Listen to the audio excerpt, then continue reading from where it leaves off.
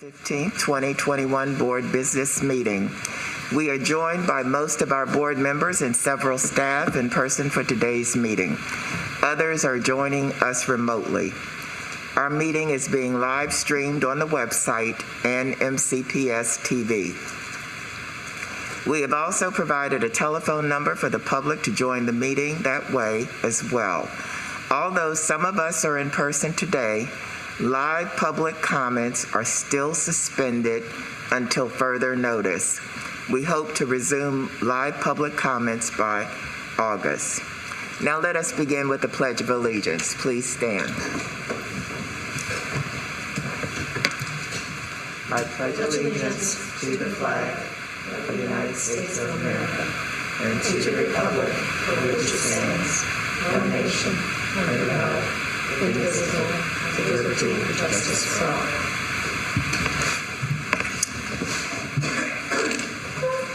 I will call the roll to recognize board members joining us here in person and to establish that we have a quorum. I'm going to start, though, with our Vice President, Ms. Silvestri, who is on Zoom today. Ms. Silvestri? Good afternoon. I am here. Thank you. Dr. Daka? Good afternoon. I'm here. Ms. O'Neill? Good afternoon. Ms. Mandrowski? Hi, good afternoon. Ms. Evans? Good afternoon, everyone. Ms. Harris? Good afternoon. And Ms. O'Looney? Good afternoon. Now we can begin the meeting with the approval of the revised agenda. I move approval. Second. All in favor, raise your hand. And that is unanimous. Dr. McKnight, would you like to start with the Human Resources report? Yes, good afternoon, President Wolf and members of the board. I'd like to move forward the monthly Human Resources and Development report for approval. Move approval. Second. All in favor, raise your hand. And that is unanimous. Thank you, Ms. Wolf. I do have a few recognitions that I'd like to share with you. Board members, I share with you the death on June 6, 2021 of Miss Elizabeth Boyle, chemistry classroom teacher at Albert Einstein High School. It has deeply saddened the staff, students, and members of the Board of Education. During the 26.9 years Ms. Boyle worked for Montgomery County Public Schools, she was a valued member of the science department and school community. She consistently demonstrated a clear commitment to our students and their learning. During her tenure, she taught honors chemistry, astronomy, matter and energy, and environmental chemistry. Ms. Boyle demonstrated a belief that every student can master challenging curriculum and set qualifiable learning outcomes for her students. She recognized individual learning differences and always was eager to accommodate accordingly. Now, therefore, be it resolved that the members of the Board of Education and the Interim Superintendent of Schools express our sorrow at the death of Ms. Boyle and extend deepest sympathy to her family. And be it further resolved that a copy of this resolution will be forwarded to the family of Ms. Boyle. I move approval. Second. All in favor, raise your hand. And that is unanimous. Thank you. Board members, I also share with you a death on June 6 of 2021 of Ms. Donna Puffenbarger, the Administrative Secretary at the Physical Disability Center. And it has deeply saddened the staff, students, and members of the Board of Education. During her 40.7 years, Ms. Puffenbarger worked for Montgomery County Public Schools. She demonstrated a thorough knowledge of her job as well as other functions within the division. Ms. Puffenbarger clearly understood how her position impacted student learning. Her role as an administrative secretary ensured that she provided endless support to her colleagues, including occupational and physical therapists.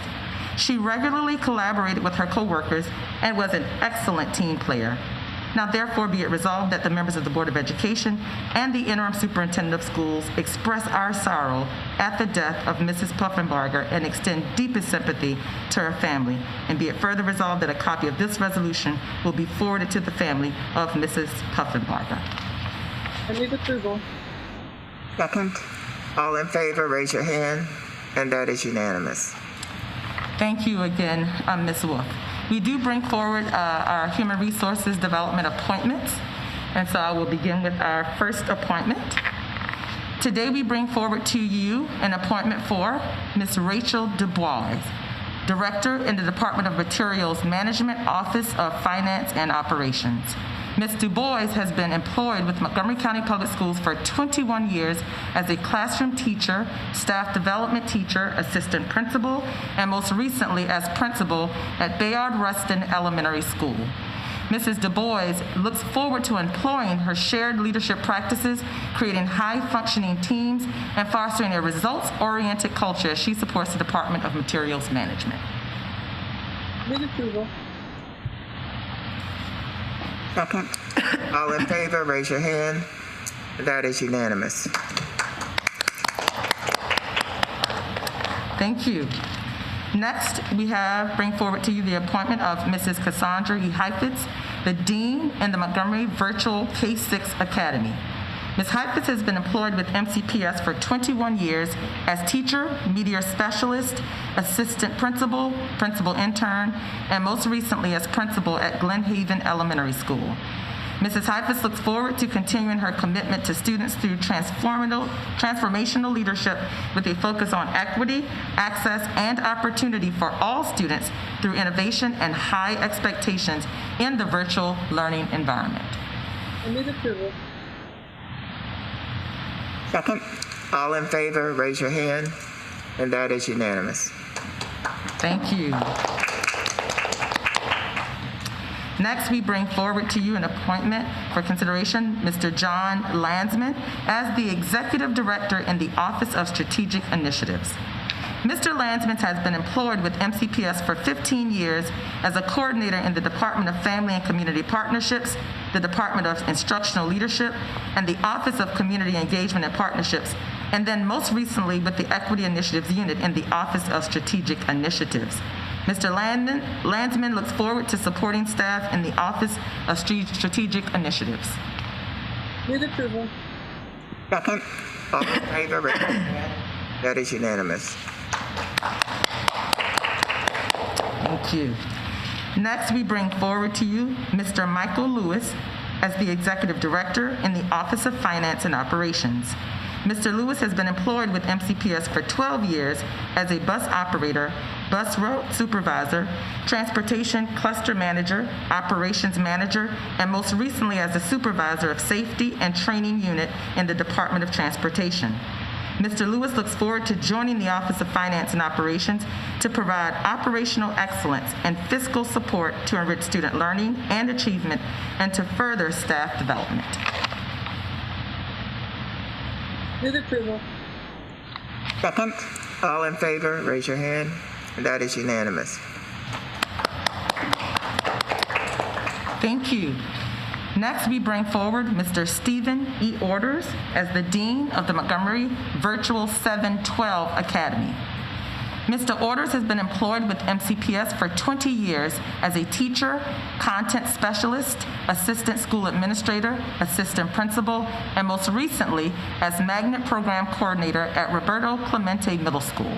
Mr. Orders looks forward to leading the Virtual Academy to support students who are pursuing academic excellence in a blended online learning environment. Move approval. Second. All in favor, raise your hand. And that is unanimous. Thank you. Next, we bring forward Mrs. Catherine O'Broyer as the Executive Assistant to the Assistant Chief in the Office of Teaching, Learning, and Schools. Mrs. Broyer has been employed with MCPS for 9 years as a social studies teacher and most recently as a staff development teacher at Richard Montgomery High School. Mrs. Broyer looks forward to joining the Office of Teaching, Learning, and Schools to support all students and staff in MCPS. Move approval. Second. All in favor, raise your hand. That's unanimous. Thank you. Thank you. Next, we bring forward Ms. Jackie R. De Lucia as the supervisor of the Montgomery County Virtual K-6 Academy. Ms. DeLucia has been employed with MCPS for 14 years as an English for Speakers of Other Languages teacher, resource teacher, English language development teacher coach, and most recently as assistant principal of Rolling Terrace Elementary School. Ms. DeLucia looks forward to joining the Office of Technology and Innovation to launch Montgomery Virtual K-6 Academy to meet the academic and social-emotional needs of all students through an innovative and rigorous instructional program. Move approval. Second. All in favor, raise your hand, and that's unanimous. Thank you. Thank you. Next, we bring forward Mr. Charles D. Ewald as the Assistant Director in the Department of Transportation in the Office of Finance and Operations. Mr. Ewald has been employed with MCPS for 8 years as a transportation specialist, auto repair supervisor, and most recently as information technology supervisor in the Department of Transportation. Mr. Ewald looks forward to his new role on the Department of Transportation leadership team to continue to advance student transportation services. Move approval. Second. All in favor, raise your hand, and that is unanimous. Thank you. Okay, thank you. Next, we bring forward Ms. Dacia F. Robertson as supervisor of Montgomery Virtual 712 Academy. Ms. Robertson has been employed with MCPS for 17 years as a social studies teacher, staff development teacher, assistant school administrator, and most recently as assistant principal at Francis Scott Key Middle School. Ms. Robertson looks forward to joining the Office of Technology and Innovation to support the Montgomery Virtual 712 Academy. Move approval. Second. All in favor, raise your hand, and that's unanimous. Thank you. Thank you. Next, we bring forward Ms. Elizabeth M. Rogovoy as Executive Assistant to the Assistant Chief of Professional Learning and Development in the Office of Human Resources and Development. Mrs. Rogovoy has been employed with MCPS for 18 years as a teacher, advanced placement and international baccalaureate coordinator, instructional specialist, and most recently as coordinator of accelerated and enriched instruction in the Office of Curriculum and Instructional Programs. Mrs. Rogovoy looks forward to joining the Office of Human Resources and Development to support professional learning and development. Move approval. Second. All in favor, raise your hand. That's unanimous. Thank you. Thank you. Next, we bring forward Ms. Alicia Deeney, Principal of Richard Montgomery High School. Ms. Deeney has been employed with MCPS for 22 years as a media assistant, Spanish teacher, world languages and arts and technology resource teacher, assistant principal, and most recently as principal of Tacoma Park Middle School. Ms. Deeney looks forward to joining and supporting the Richard Montgomery High School community. Move approval. Second. All in favor, raise your hand, and that's unanimous. Thank you. Thank you. Next, we bring forward Mr. Scott Smith as principal of Northwest High School. Mr. Smith has been employed with MCPS for 15 years as an English teacher, staff development teacher, English resource teacher, assistant school administrator, assistant principal, principal intern, and most recently as assistant principal at Seneca Valley High School. Mr. Smith is looking forward to working with the amazing students, staff, and families at Northwest High School to continue academic excellence, where students are nurtured, challenged, and prepared for a lifetime of learning. Move approval. Second. All in favor, raise your hand, and that's unanimous. Thank you. Next, we bring forward Mr. John Taylor as principal of Winston Churchill High School. Mr. Taylor has been employed with MCPS for 20 years as a world studies teacher, content specialist, assistant school administrator, assistant principal, principal intern, and most recently as principal of Cabin John Middle School. Mr. Taylor looks forward to joining the staff at Winston Churchill High School and supporting the students as they return to in-person learning at a school where all students will feel welcome and achieve excellence. Move approval. Second. All in favor, raise your hand. That's unanimous. Thank you. Next, we bring forward Mrs. Jennifer A. Seidel as principal of Greenwood Elementary School.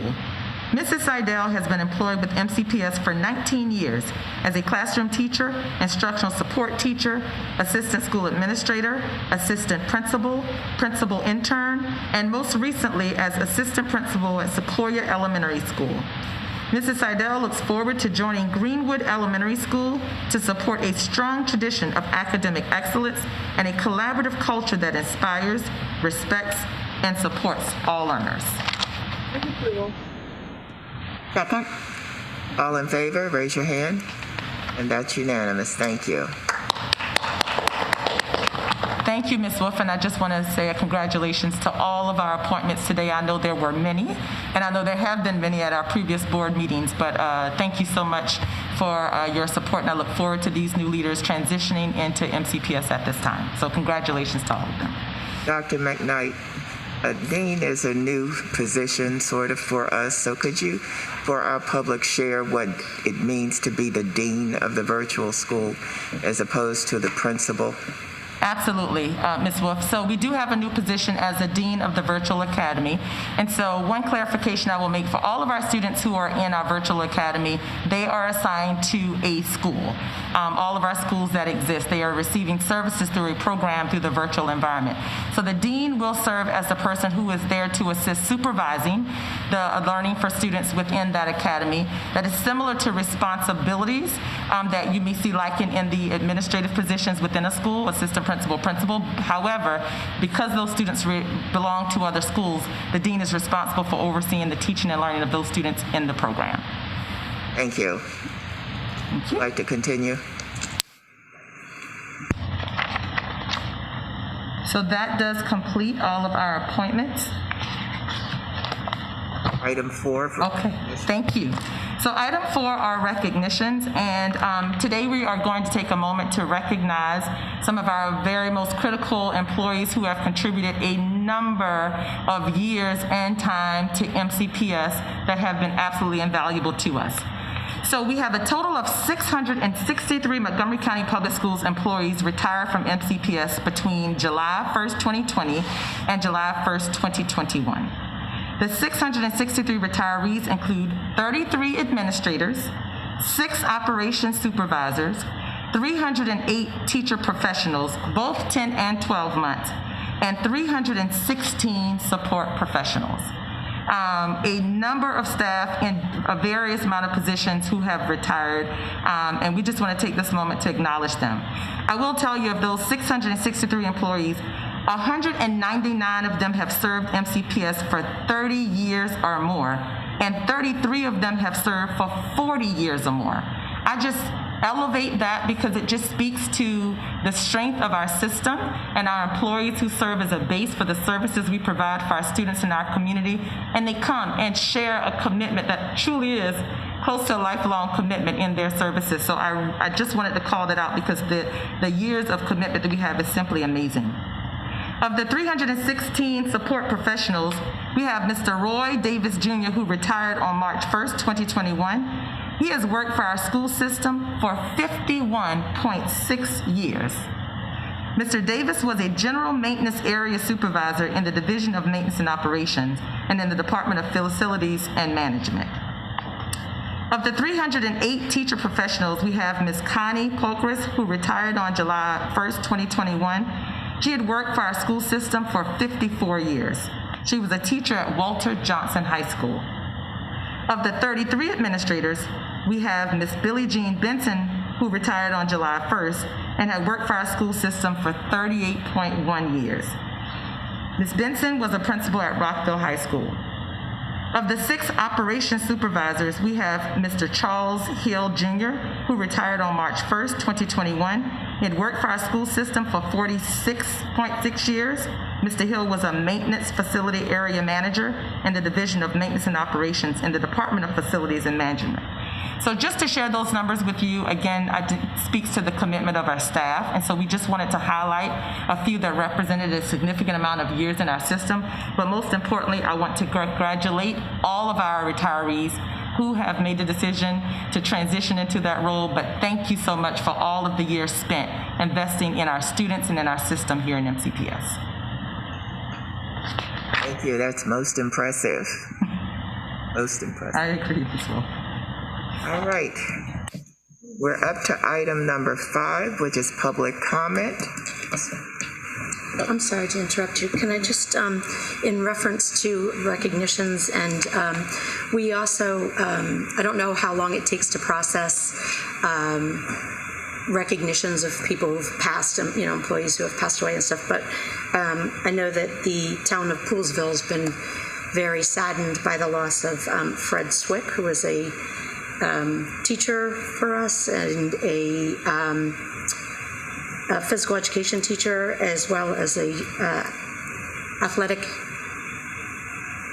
head and coach. So I just wanted to let the community know that they were also in our thoughts and prayers.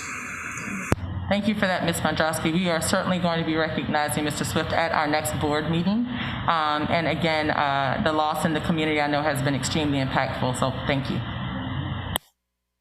Thank you. Our next agenda item is public comments.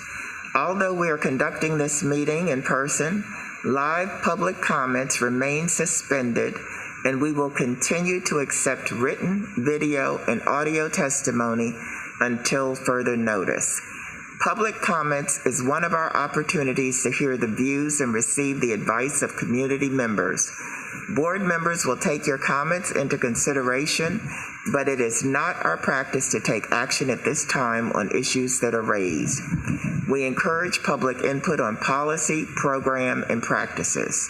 This is not the proper avenue to address specific student or employee matters, so we encourage everyone to utilize existing avenues of redress for complaints.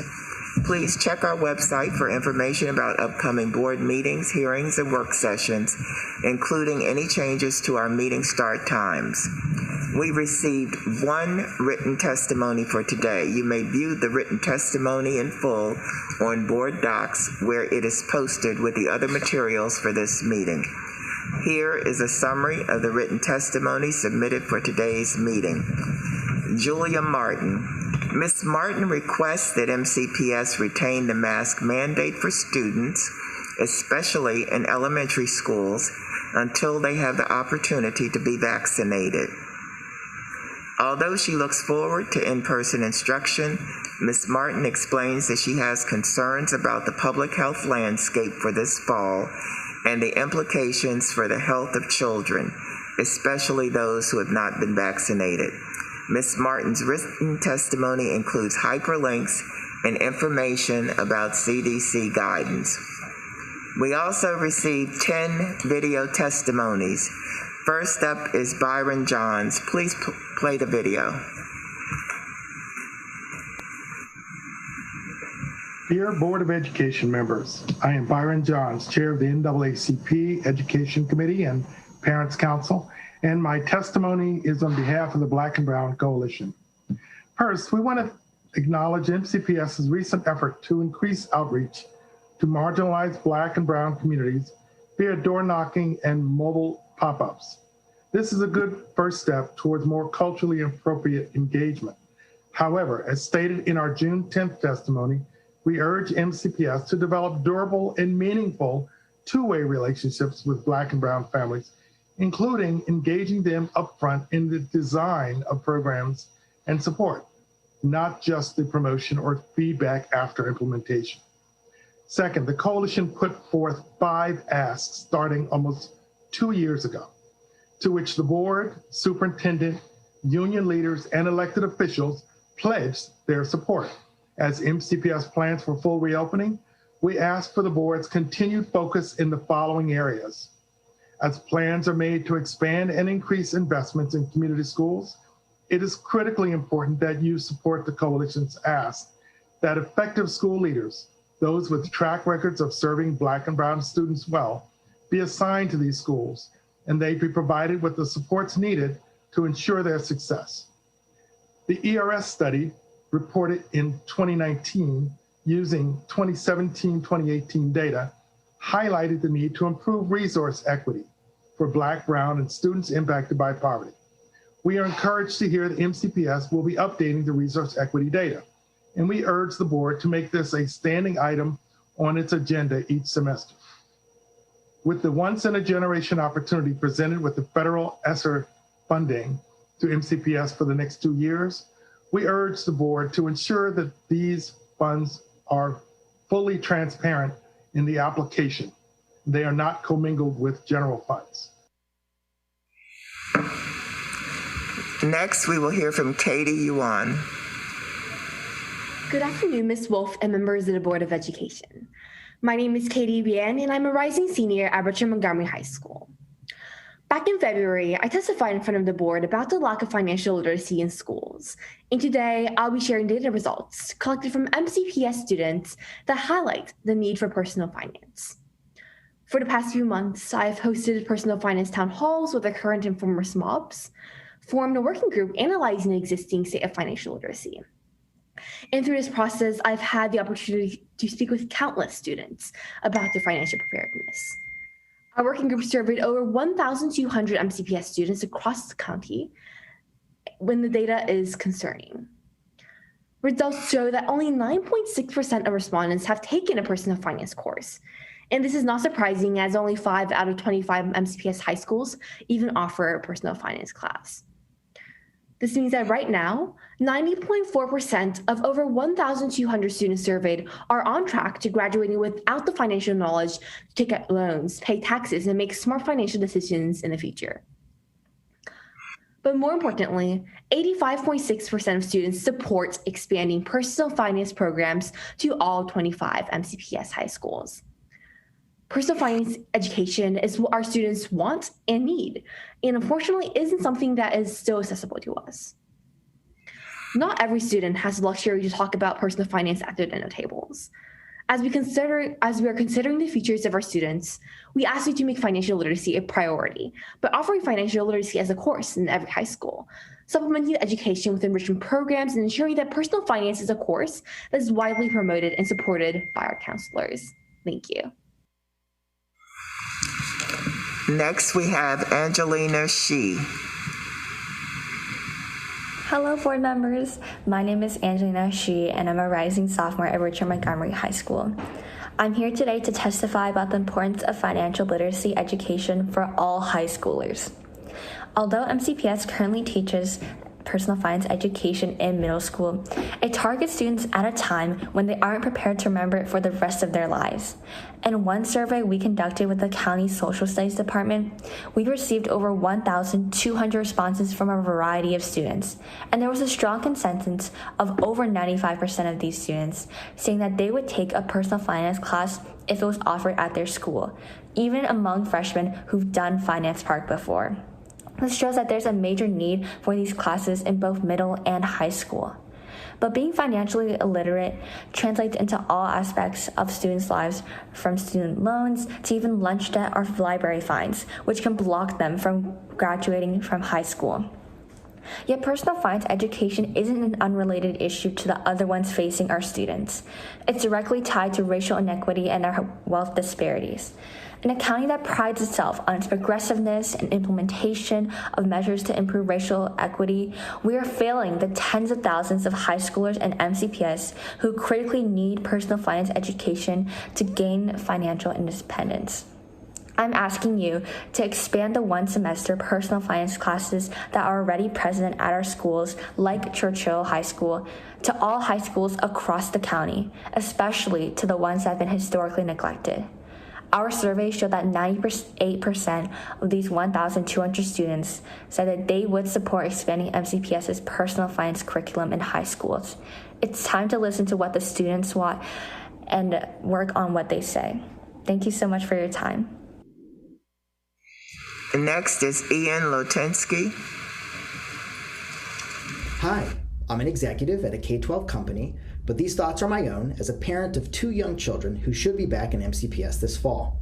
I'm excited about the Prosper 100 plan. It's been my experience working with districts that preparedness and lead time in COVID-related decisions create a safe and emotionally stable environment for everyone. I'm not here to argue for specific COVID precautions. I am here to ask for clear articulation of which policies could be in effect this entire school year and what would trigger each. Laying it all out will give families and teachers stability and the opportunity to decide for themselves what the upcoming year could look like for them. We made the difficult decision to move to St. John's, Florida last school year. They decided early June 2020 that there would be 2 choices for the year regardless of how the virus unfolded. They also said people could change their personal decisions during the holiday break. 2/3 decided on in-person instruction with desk dividers and masks on while walking the halls, masks off in all other contexts. The other third decided on distance learning. The fact that there were no outbreaks and many switched to in-person over the break is besides the point.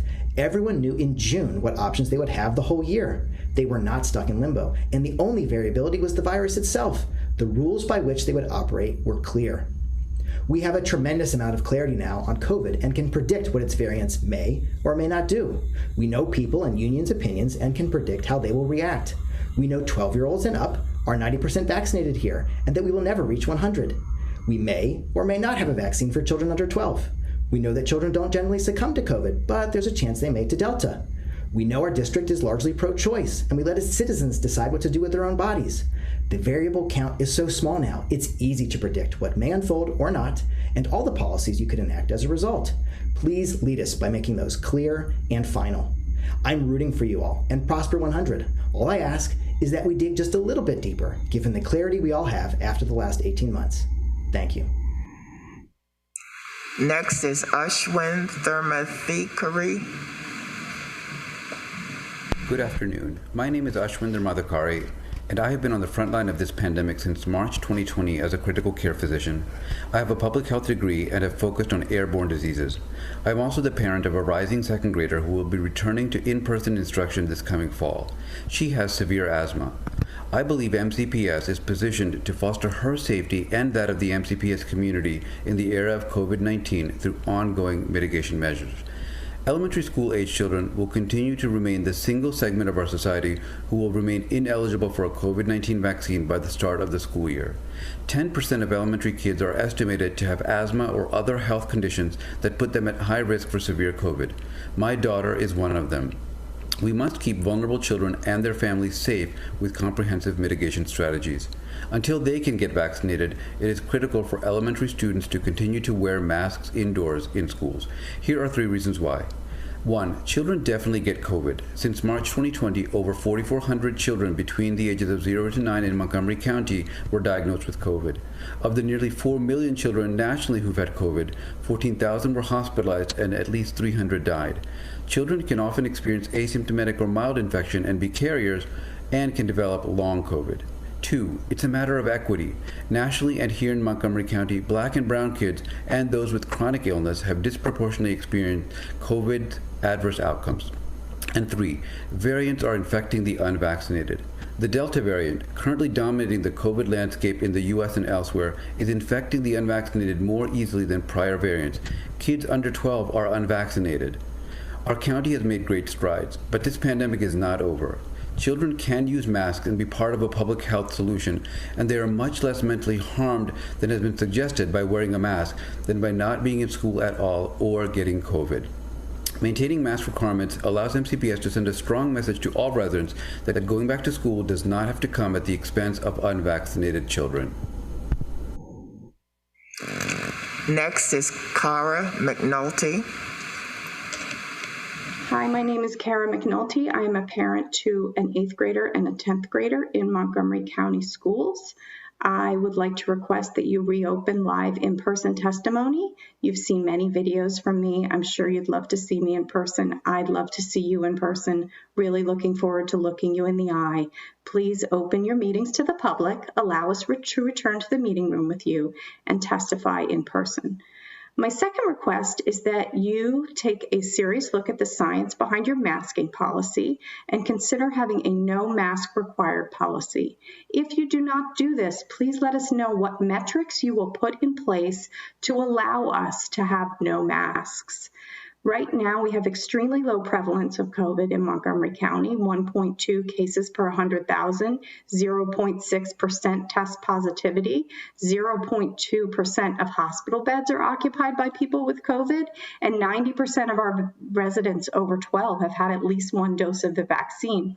The vaccines are working very well. It is very hard to get COVID in Montgomery County, and we should allow our children to be unmasked to allow for better educational experience and a better social experience and a better mental health experience. There is no evidence that an emergency use authorization will be granted for vaccines for young students, so this is not something we should count on. We should prioritize those students and allow them to go to school unmasked. And if you do not do that, you should clearly communicate to the public what case rates need to be to allow for optional masking.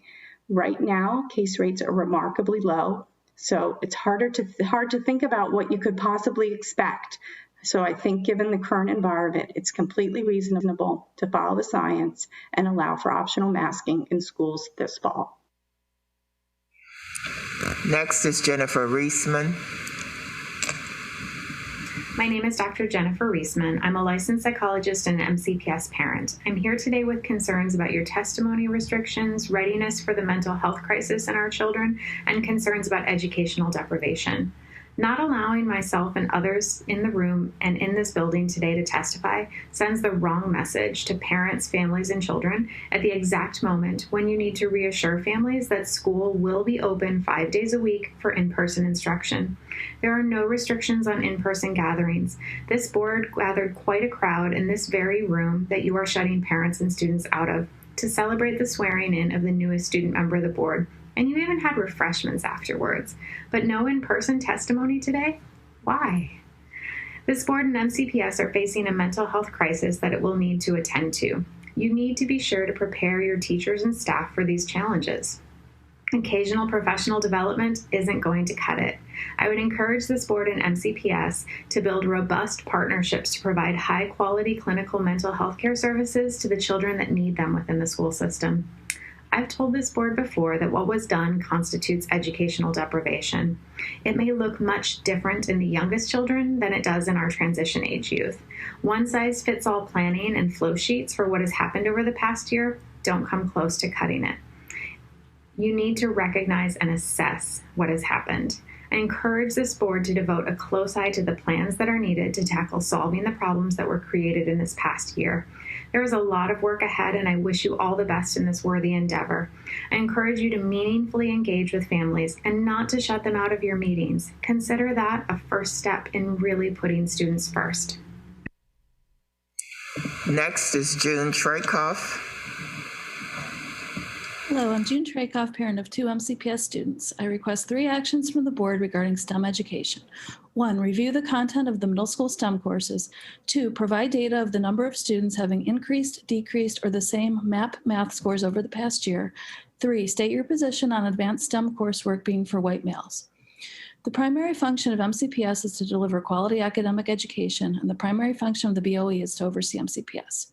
Do your work on lunch and social programs in addition to, not instead of, these functions. Stop pushing your responsibility to families or blaming society. Stop hijacking the word equity into an excuse to avoid work. Start living your new motto of putting students first. Focus on 3rd grade math proficiency to open opportunities. Science courses need differentiated lessons and weekly, not monthly, hands-on laboratories. Math courses need differentiated lessons. The opposite is happening. MCPS removed the GT designation for advanced middle school math, but retained it for social studies. The math subsection bringing magnet equivalent math to the homeschool disappeared. MCPS drastically cut the number of elementary students permitted to take accelerated math courses. Admission to the enriched studies magnet schools is now based on a survey with questions similar to those asked by preschools to get to know your child. Look at the summer math work on school websites to see the difference between grade level and accelerated math. The grade level math for 6th grade is equivalent to 4th grade level math in many places, including public schools with far fewer resources or college-bound students than MCPS. Yet more students are being pushed away from the more challenging courses. Look at the omitted content of the year. Algebra classes covered statistics, yet left out content on quadratic equations, a fundamental part of algebra. Look at student homework and assessment assignments. They consisted of multiple choice questions with no work shown for algebra. A student could keep guessing at the answer. How would a teacher know which particular step the student didn't grasp? All of this is a disservice to students and teachers. I'm happy to sit down with any of you. You need to see this for yourselves firsthand from a family perspective to understand. Thank you. Next is Laura Vaughn. My name is Laura Vaughn, and I am the mother of 2 MCPS students. I am requesting that you revisit the entry requirements for the compacted 5-6 math program, particularly the requirement of a MAP score of 238, and especially for students who are on 504s and IEPs.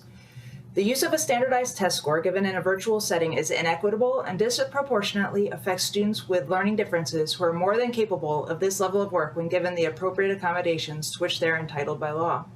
Many of these families would be able to successfully file an IDEA complaint, but time is of the essence as the next school year will be quickly upon us. My daughter was one of the affected students. After earning excellent grades for compacted 4-5 math and receiving high scores on the district assessments, she was denied placement on the basis of her spring MAP score. Her case is not unique. Children like her have demonstrated a mastery of half of the grade 5 curriculum already and will be forced to repeat an entire semester of math because of one test score. If they weren't disengaged during virtual learning, they will quickly disengage as this is not an appropriate challenge for them. Some schools waive the guidance. They recognize that the composite MAP score was not the most appropriate means to assess a child's readiness for advanced math. There were reports of some parents assisting their children off screen while other children had no adult present to cue them to take their time or to focus, as would be common in the classroom. Children who require testing accommodations may not have been able to have those accommodations met in a virtual setting. Because of this disparity, a child's ability to access an advanced math curriculum depends primarily on their zip code and the ability of their parents to assist in a virtual learning environment. Given the district's emphasis on equity, this should never be the case. Why then are we relying on an invalid, inequitable data point from a test given without accommodation to dictate the math program students take for the next 6 years? If this is a de facto attempt to detrack early math, you need to be honest with parents and bring it to the light for a more robust debate. Please give these children the opportunity to participate in a math class that most closely aligns with their true abilities. Thank you. Our final testimony comes from Lisa Klein. Good afternoon, everyone. My name is Lisa Klein. I'm sending this in from the QO cluster, and my topic today is books. This will be my 4th time around. There's some new information in my written testimony that I'll paraphrase here. And because I've not received any feedback on my prior testimonies, I'm going to address my comments to Ms. Mondrowski, who represents our cluster. In short, MCPS continues to be a book desert. I find it ridiculous that I can't get a book in a school. It's 15 months trying, went up and down the ladder, and nothing. I have stories in my testimony, including a teacher who buys offline alternatives at her own expense for her students because she believes it's a better way to learn. I have research that shows that scrolling may work for social media, but for school assignments, kids learn better when they slow down their reading. 92% of students actually prefer books over screens. There's a Hopkins study, there's American University, there's lots of stuff in my written testimony. I also want to reprise that Maryland State Department of Education created digital best practices that MCPS is not using. And in it, it stipulates that offline alternatives such as books should be offered and screen breaks. MCPS is the only district I know that is not distributing this document.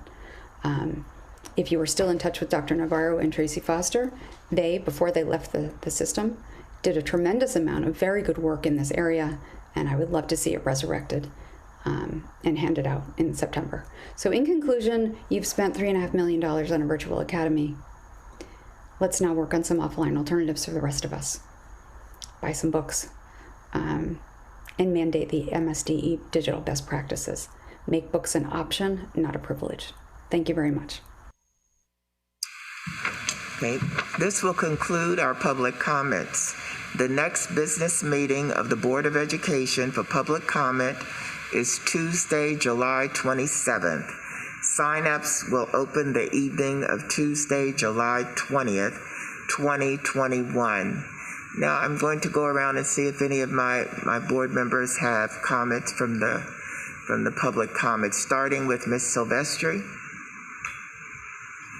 Thank you, President Wolf.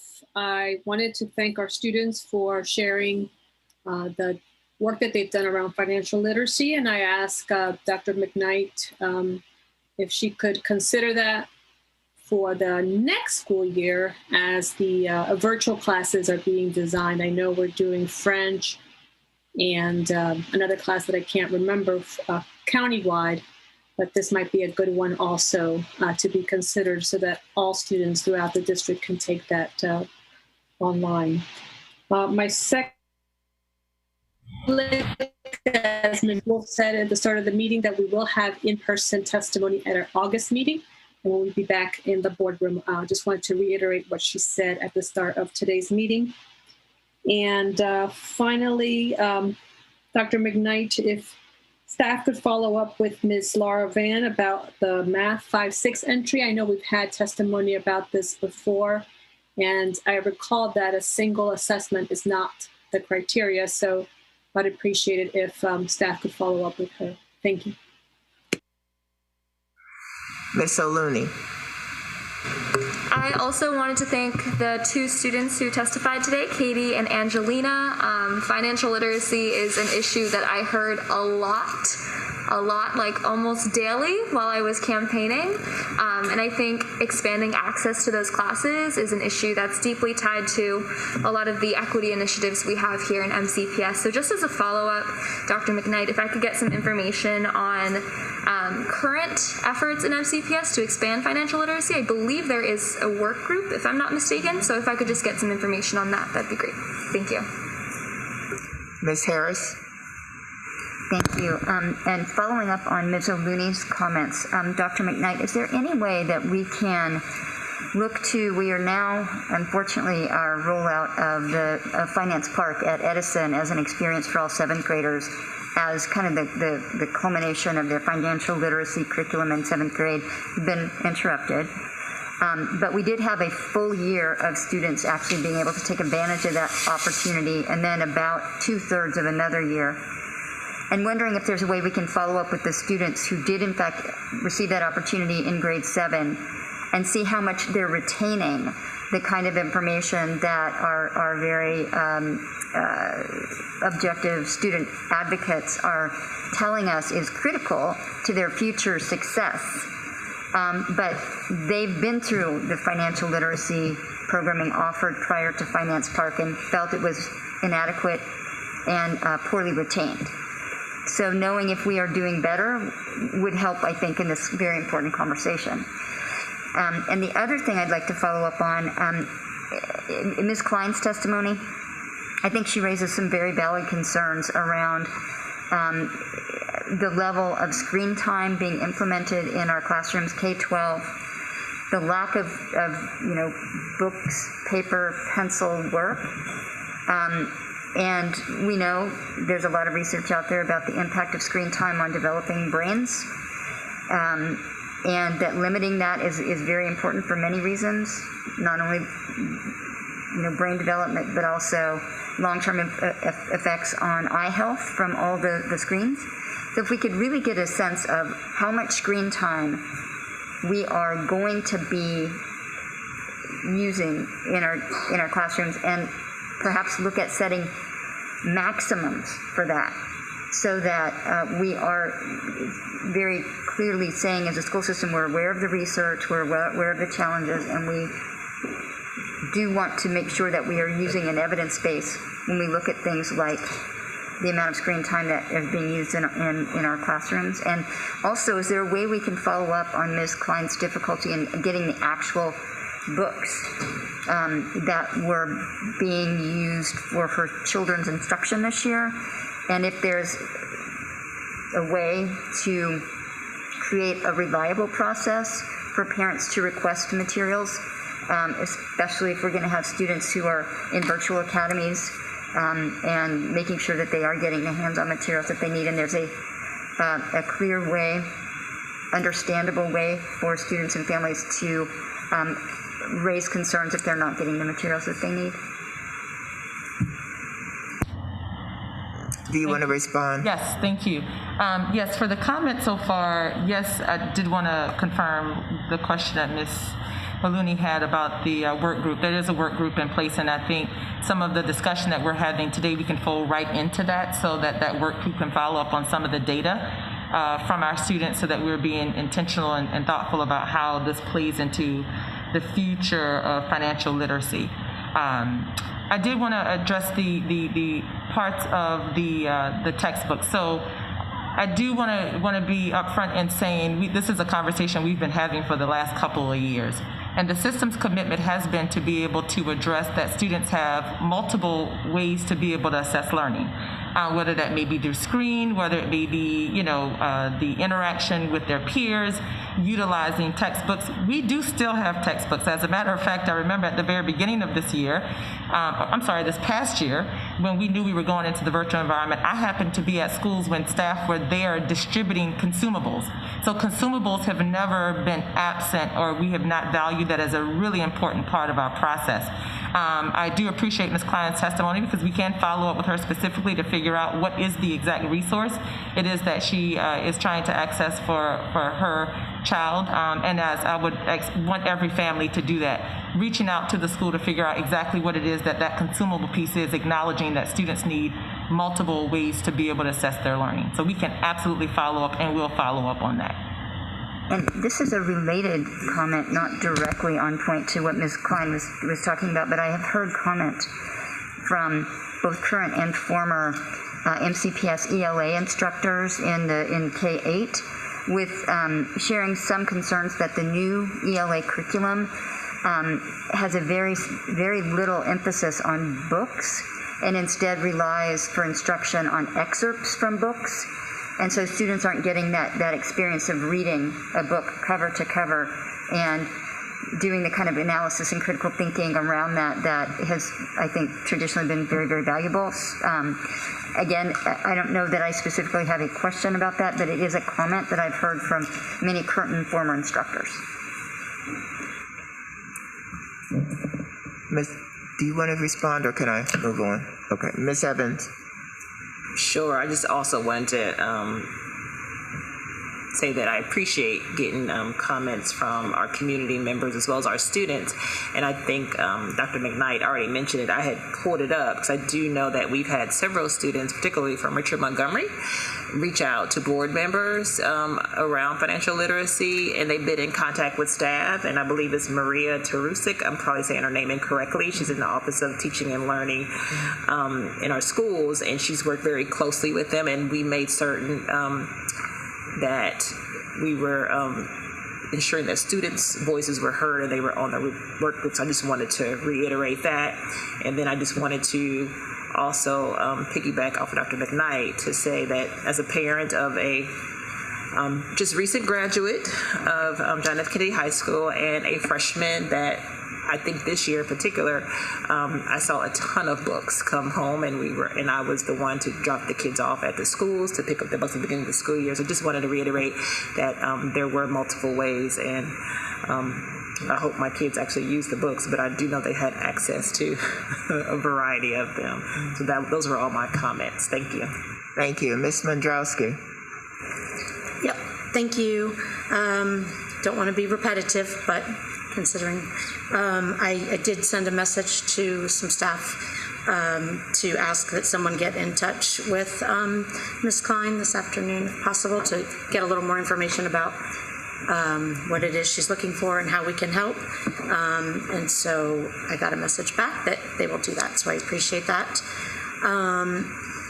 And then in reference to because I was going to say, Ms. Dixon would tell you, reading actual books and having consumable materials is essential.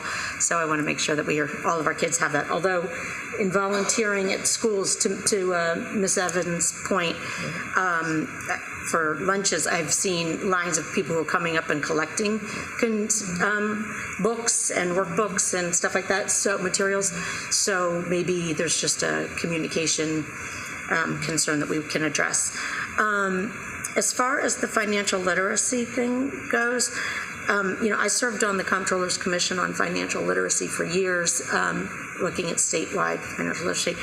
And we've talked about it, multiple times as people have testified, and I'm wondering if we could just get a work session maybe on the financial literacy that is currently offered by MCPS and an overview of Finance Park, so we can really better understand, not during a regular general business meeting necessarily, but what it is we're doing, what's the takeaway for our students, and maybe look at what we could add to improve this financial literacy if it's not going to be a matter of making it a course requirement for graduation, which I do support. So, thank you. Ms. O'Neill. Yes, certainly, I had met with the students and I appreciate their advocacy. Initially, they were advocating a required course separate, but I do think it is a valid point that as an elective, there are components because there is a requirement built in, and we do it in middle school and various other courses. So I think Ms. Mondrowski's comments about having a work session on it is valid and an important area to discuss. But I think that in terms of adding another requirement, I think it would be important to have a discussion. The State Board of Education has adopted new graduation requirements. They've made it now statewide 4 years of high school math as well as high school English and another semester of health. And I think it would be important. I think it's for the rising ninth graders, but I think you need to look in totality at the high school requirements, and also within MCPS, we require an additional semester of PE. So I think the conversation isn't just about financial literacy, but also the new state requirements for graduation, as well as any additional MCPS requirements in the total high school program. And the other piece about Ms. Klein, it was my understanding that there were books available, that we still had books required in high school. And as someone who I don't read on a Kindle, I still enjoy picking up the actual newspaper and reading it cover to cover and dog-earing my pages in my novels on my nightstand as opposed to reading on a device. And knowing that our children who will be doing research at some point may actually have to go to a library and read from an actual book. There are important skills, but I'd like to know, and you've alluded to it, that and others, that we still have textbooks and we still have novels and we have workbooks. And is it not happening in the Quince Orchard cluster? Is it just for Ms. Klein's children? What is the status? I mean, and I know we assign novels, at least in the AP literature courses. So anyway, I just throw that out. Dr. Daka.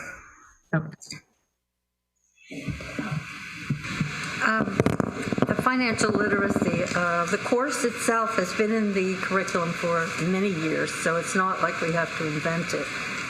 However, and I know this is the negative Nelly, but if you're doing scheduling, the schools are allotted a certain number of teachers for the numbers of students they have, unless they have some special circumstances with kids having more needs. So you're going to have to take the teachers that you have, take one out to teach financial literacy, which means there may be an art or music class that's part of the electives that we'll not be able to have. And I know this is true because I have worked at Blair and at my own school, and when we've tried to do something with electives, something else has to give. So we just need to have a work group to talk about that kind of thing. It's really important. Thank you. I also would like to thank the students that testified today. As I always say, it's not easy to come before us, but I do believe that I too see a need for financial literacy. I don't know what that should look like. I agree with Ms. O'Neill when they first came through. it was to request a required course. I do believe that we should and probably could have a work session to better understand where we are at with that initiative. At this time, I need to go back to item 4. I did not take a vote on the recognitions, and I need to do that. So can I get a motion to move that? I move item 4. Second. All in favor, raise your hand, and that is unanimous. Thank you for that. At this time, we're ready for item 6. Dr. McKnight, would you like to proceed? Yes, thank you so much, Ms. Wolf, and I appreciate all of the comments that were just made. We will absolutely work to come back and have a work session about financial literacy. Every comment that was made, I know is very important to what we want to look at in terms of possibilities moving forward. Dr. Daka, yes, I heard the comment about oftentimes when there is a new elective that is introduced in a school, it competes with others. And we actually don't want that. We want a student who is in a music program to not have that conflict or any other arts with another course that we feel is really important. So to really talk through what some of those some of those pieces will be and what we can do to avoid conflict will be helpful in a work session. And yes, we will definitely reach out, as I said, to Ms. Klein as well to figure out exactly what is happening there. I must say I even saw, and this is a shout out to our parents, in visiting schools, many of them did drive-bys through all year with the librarian in the front of the building to actually give them the novels. Again, just emphasizing the importance of having that connection to something tangible that they can hold in their hands. And believe it or not, that is a part of how students learn, and it may adapt to their learning style specifically for them. So we will absolutely keep that as a commitment moving forward. Thank you so much for your feedback and comments. All right, for our next item, number 6, I'll ask us to bring up the presentation for framing the year vision goals and priorities. Thank you so much. I had the opportunity to actually really start to talk about the vision goals and priorities in different forms this far, really framing Prosper 100 and how that fits into the vision of what we have to do as a system moving forward.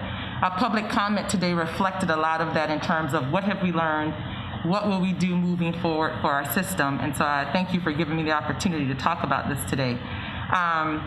This year does represent something personally special to me because it's my 20th year as a staff member in MCPS. And I can actually think back on what my exact first day was like in the system, who I met on my first day, the teachers that I met as I was very nervous about moving into a new place and connecting with colleagues who I felt had so much more experience than I did, and I had no idea what I was doing. They confirmed quickly that I did, and it was all about teamwork. And from out of that experience was born a very proud educator in Montgomery County Public Schools. And so this year, the 20th year, not just represents that experience that I can remember personally, but also an experience that I'm excited about for our school system, because we have been through a very tumultuous year, and now is the time for us to look ahead and envision how are we going to be better, how are we going to rebuild on all of the things that we've learned over the past year and address some of the challenges that we know existed before the pandemic. And that's what Prosper 100 is all about. Next slide, please. I do want to say that none of this work can be done without the support of our staff members. And I mentioned my first experience because we have great people in the school system. And that is the reason we have been able to do what we are able to do. I just gave the example of the media specialist, that I saw recently standing outside on a very hot day as parents drove up to get books for their children. I have seen staff commit to becoming innovative in ways that we could not have imagined. I take great pride in that because that's the same staff that's here and will be committed to rebuilding in many ways in which we're going to require them to take what we've learned from that innovation and think about how that applies to us connecting our world prior to COVID, what we've learned through COVID, to where we are right now. And collectively, many teams in MCPS is really focusing on how does this fit into the student experience that they are going to have in our system moving forward with all that we've learned. And on the basis of that, I will say this is all about us going back to the essential questions that I know you're very familiar with, that we know our public have been familiar with. And these questions have become even more important right now when we think about the context of it. And it's time for us to get back to the equity and achievement framework, which is all about how do we gain evidence to be able to answer these questions and do what we need to do to provide the utmost learning environment for our students. And those questions are the essential questions that you see there.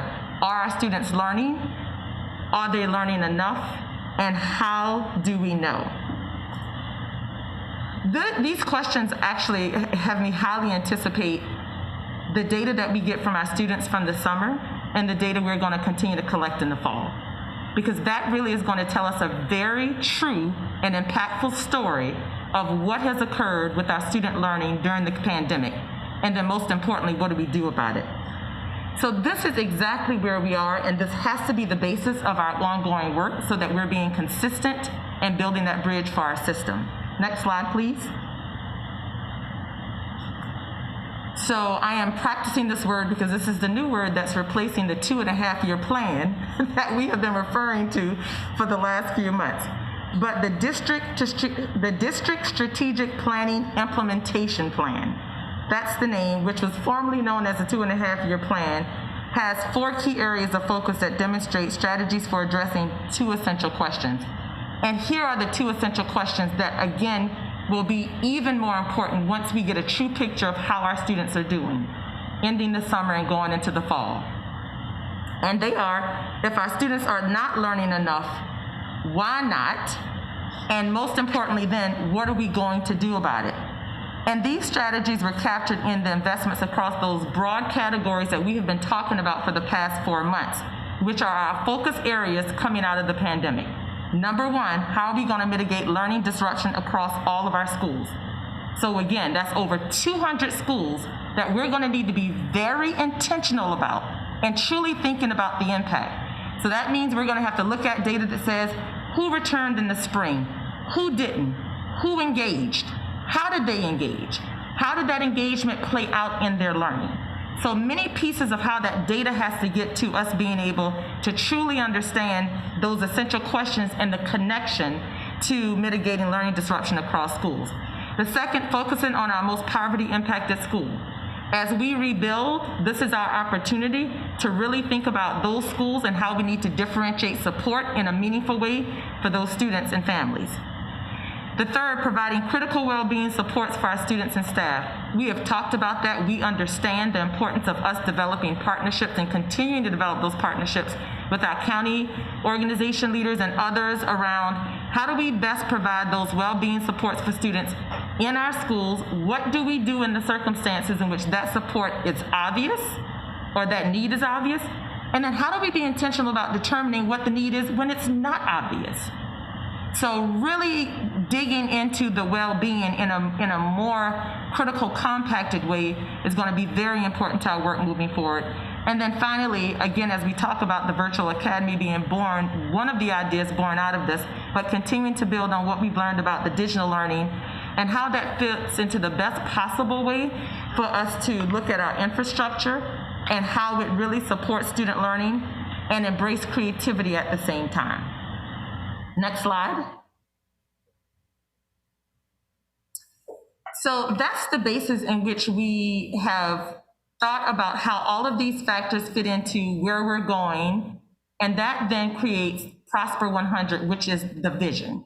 So I'm going to say up front, a part of the vision is putting into operationalizing terms what it looks like for the student in the classroom. Today I'm sharing the basis of Prosper 100 because I haven't had a chance to have a conversation about it while I've sent out an email to our staff and our community members. Also wanted to talk about what those words meant. At our next board meeting on July 27th, that will be an opportunity for us to talk about what are the technical components that will be in place in the fall for us to visually see how these components of Prosper 100 fit into what the fall experience will look like specifically for our students. So as we think about Prosper 100, this is the foundation of our mission at this point. And it's about how do we prosper after going through COVID-19, acknowledging that there have been a number of impacts to this in our community. it has been clear to all of us in different ways that we could describe that there really was a devotion to us looking at and focusing our attention on how we were going to be able to sustain structures when we were faced with the pandemic. And when we had to think about sustaining structures, that meant we had to say, how are we going to basic level continue to connect? And in many ways, I would say all of us, our community included, realized in some ways some things about our structure we really took for granted. And as we took those things for granted and had to think about what they really meant when we did not have them, yes, that was a challenge, but we met the challenge, we got through it, and we have to, at this point, think about how not only did the staff heroically meet that challenge, and I really do say heroically because everybody had to rethink how their service to students were going to be reimagined. And so in many ways, I will say this impacted our culture. So we all had to think about what we needed individually at that moment. And we also had to think about what are we going to do to make sure we have a connection.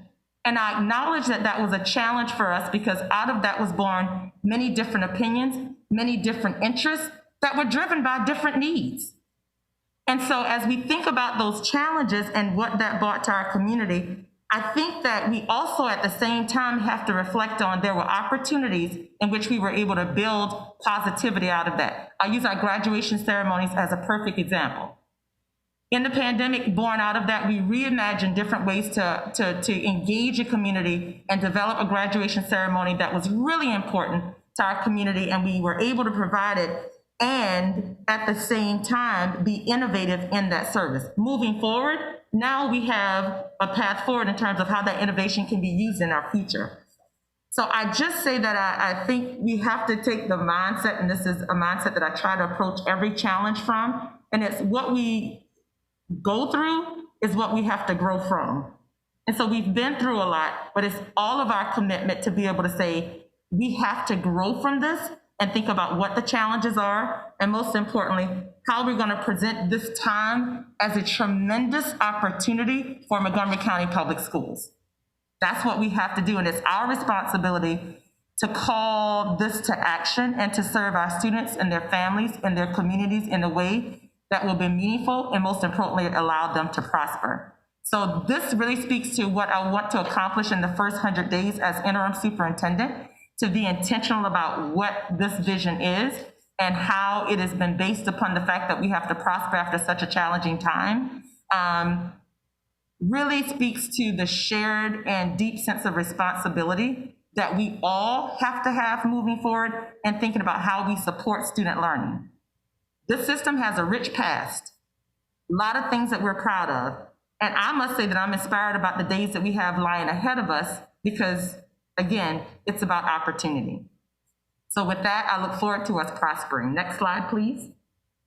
So I'm going to quickly go through exactly how we put into terms what this vision in the 100 days actually will be actualized in our planning and our work that you'll see in more operational terms at our next board meeting. The P is about putting students first. I started with those essential questions because we're going to go back to asking those essential questions. As we pull in our data and look at how our students have been doing and how they will be doing, we have to go back to those questions that then informs us as exactly what it is that we need to do. And then we have to think of it this way. In all of the decisions that we make, what is best for our students? What do they need? And then most importantly, say, how does this fit into the need for all of our students? Before this pandemic, we had a lot of conversations about what worked for some and not for all. So as we think about access, opportunity, and what the data says about who and how they're assessing learning in Montgomery County Public Schools, we will be intentional about that. And so as we come to the board and share our data, we will continue to break it down by all of our students so that we are able to look at a clear picture also of opportunities and how we need to differentiate for our students. When we put them first, we often think about, yes, what things do they have in common? But it's also important for us to look at what's different about them, their needs, their circumstances, so that everybody, every single student in the system gets what they need. And so that has to be intentional from everyone who impacts that student, the teacher in the classroom, the principal in the building, central office, executive leadership, myself, central service workers, everyone that's working with students has that responsibility. So this is all about putting students first mindset that will be instilled in our system. That is the start of the conversation as we make decisions. And as we bring presentations to the board, we will continue to frame that in that way. What is the benefit to our students and all of their students? Next slide. The R in renewing relationships, I spoke about this earlier and acknowledged that there were some challenges in how relationships were challenged during the pandemic. There was loss of trust, there was differences in opinions. The goal that everyone had, though, which is the strength in our community, is I need what is best for my child. And in a system with 161,000 students in over 200 schools, 209 schools, that requires intentional and really intentional thinking about exactly what it is that we have to do. And so as we renew our relationships, not only do we have to get to know our students, but we also have to get to know each other and what our needs are. And that means we have to connect with families. Yes, we are doing a number of innovative things. I think Mr. John spoke to that in his testimony earlier. We are having pop-up shops. We're going into the communities to meet our families where we are. We are going to have to go beyond that. Those were things that allowed us to provide re-entry back into the communities, but that innovation will continue. Under this mindset of us really renewing relationships, we have to expand on our footprint throughout our communities and really leverage on that idea of going to all of our communities and not expecting them to come to us, but most importantly, think about how and what they find most valuable in the connection and the conversations and the work that we do together. So we will continue to look at that. I feel like when we know better, we do better. We've learned a lot about how we connect with our communities, and especially those who we were finding that we were very disconnected from in the pandemic. Our first thought was to figure out where the disconnection occurred. Was it between the family and the school? Was it between the school and the central office? Whatever the disconnection is, we absolutely we'll continue to figure out what that is, because that's the first basis of us establishing trust. And when we trust each other and work through the difficult challenges of that, I believe that's what's going to be able to provide us with the roadmap to providing the education that our students deserve and that we have been known for in Montgomery County Public School that will be renewed. And it starts with the relationships. Next slide, please. The O I will not spend a lot of time on because we have talked about that. We will be open for 5 days a week for in-person instruction every day for our students at full capacity. We will, and we will do it safely in honoring that there are a number of different things that we have to consider. We're going to talk specifically about that, how the mask guidelines fit into that at our July 27th board meeting, just so that we are all clear. But not only are our students there, we have a strong commitment to make sure that our teachers are ready for that experience and prepared to have everything that they need to be successful in providing that service to our students, and having a high quality administrator who's able to continue to lead that work of how do we know what the student needs are? How do we continue to connect with our communities? How do we know who we're not connecting with, and being intentional in doing that at a school level as we move forward? We know that in-person learning definitely is something that was missed during the pandemic. And for some of our students, it was a necessity. Some of our students thrived, some struggled, and some who struggled, some who just, it did not work for. And so us coming back and opening for in-person learning, we're excited about. There's going to be great energy. You know, we had an opportunity to visit some of our summer school programs and our innovative schools recently who have started their first day.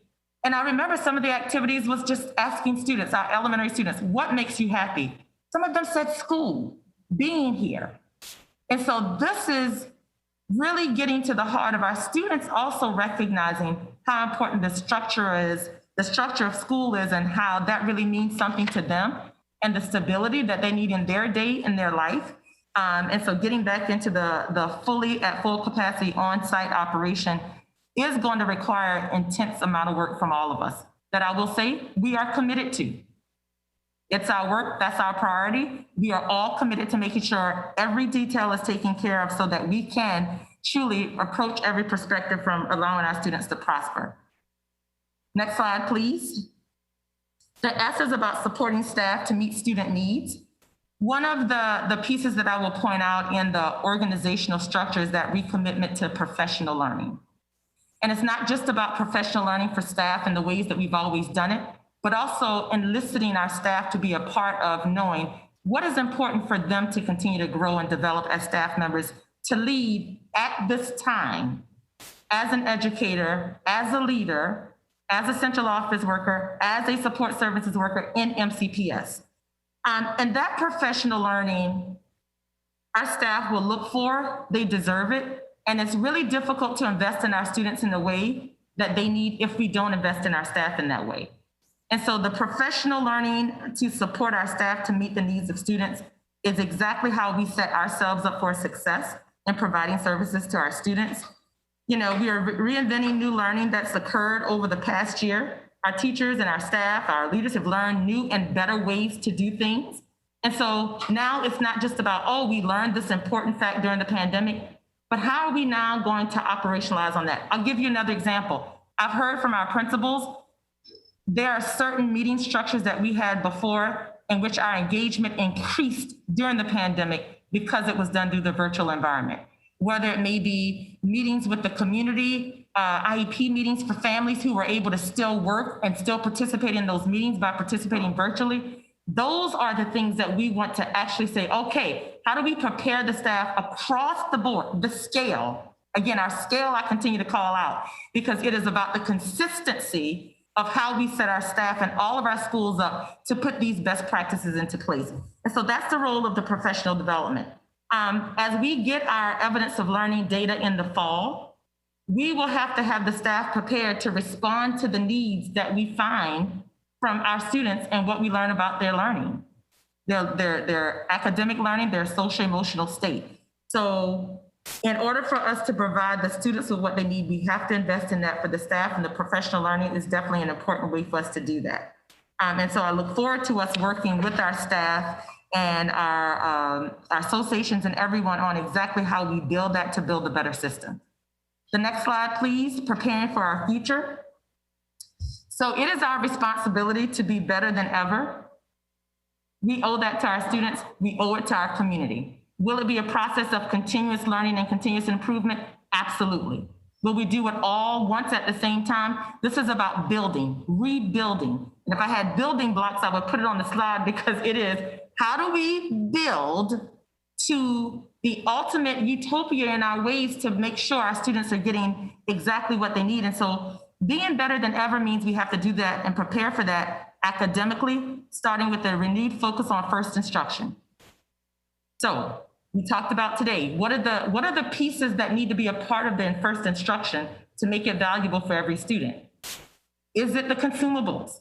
Is it for some having a diverse group of diverse ways of accessing learning so that they can continue to be engaged? How do we bring those relevant and real life experiences to those students?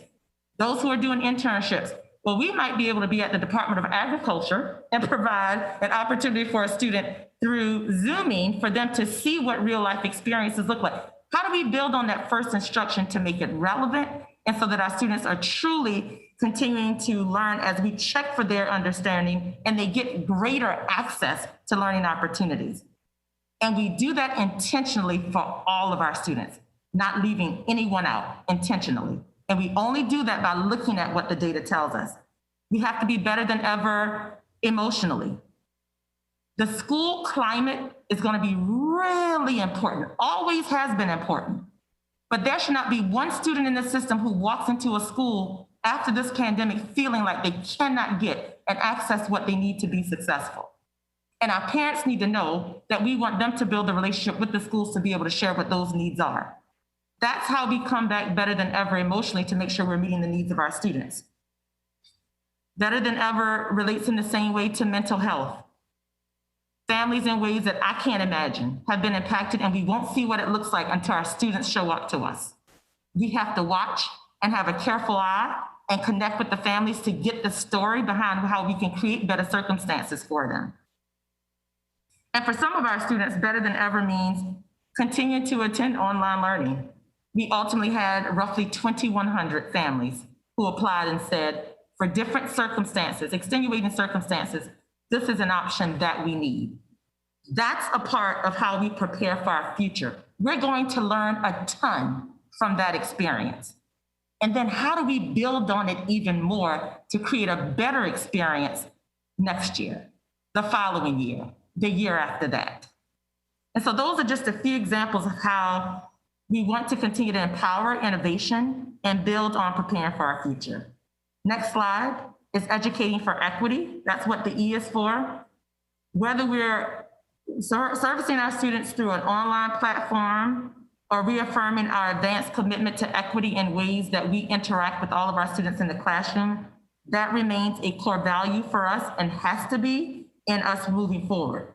The anti-racist audit, if I could put it in the center of it, it was all about creating a sense of belonging for every single student, every single staff in the system. We must have that now. It actually can't be optional for anyone. And when we look at it through an equity lens, we have to really think about what does it mean and how we interact with each other, but also how do we shift our resources?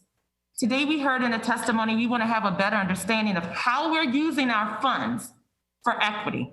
Well, I am excited about the fact that, yeah, we're actually going to talk about how we are being innovative and using our funds at a time in which we really can rebuild and utilize our grant funding to say, how can we be a better and more equitable school system to provide everyone with what they need, acknowledging that that's not exactly the same, but one shouldn't take from the other.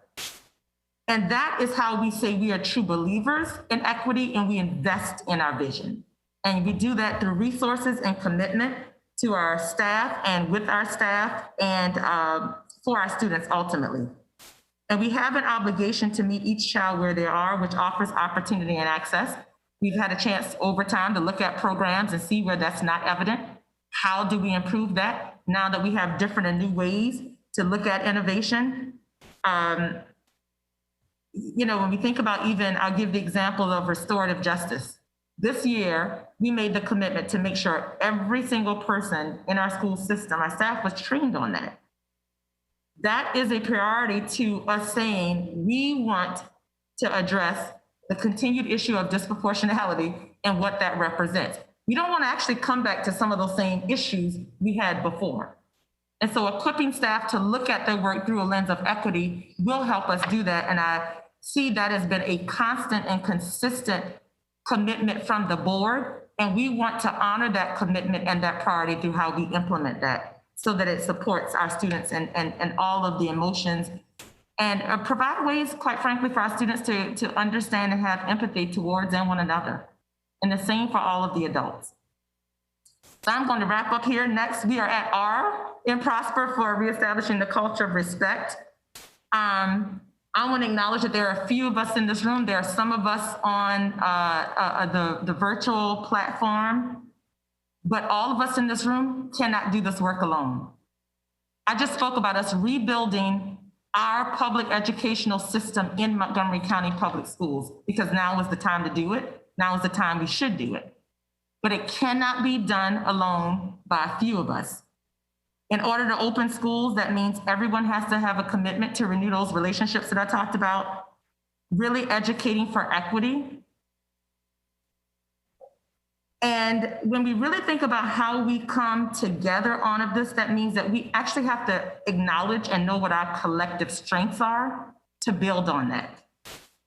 While acknowledging what the areas are to grow, but being willing to start with what are some strengths that exist for us to build on. We're better when we actually have the culture of respect built into our DNA. Throughout this pandemic, we didn't see a lot of, positivity as everyone was expressing their need. Every time we interact with one another, we are modeling for our future. They are always watching us. And so, yes, we teach them skills of advocacy. We teach them skills of commitment, relentlessness to work that is being done. But we're also having the responsibility of teaching how do we do that in a culture of respect, and how do we extend the olive branch to try and start where's the place of trust that we can establish. And I think that's critically important for us, and it sends a message to all that we serve in how we do that, and that will take the work of every single stakeholder in Montgomery County in order for that to happen. And what you have from me, our system, is a commitment to do that, to work hard, to talk to people, to understand, to listen, to better understand, and try to solve problems on behalf of our students, because that's why we're here. Next slide. Thank you. I got through all of the letters.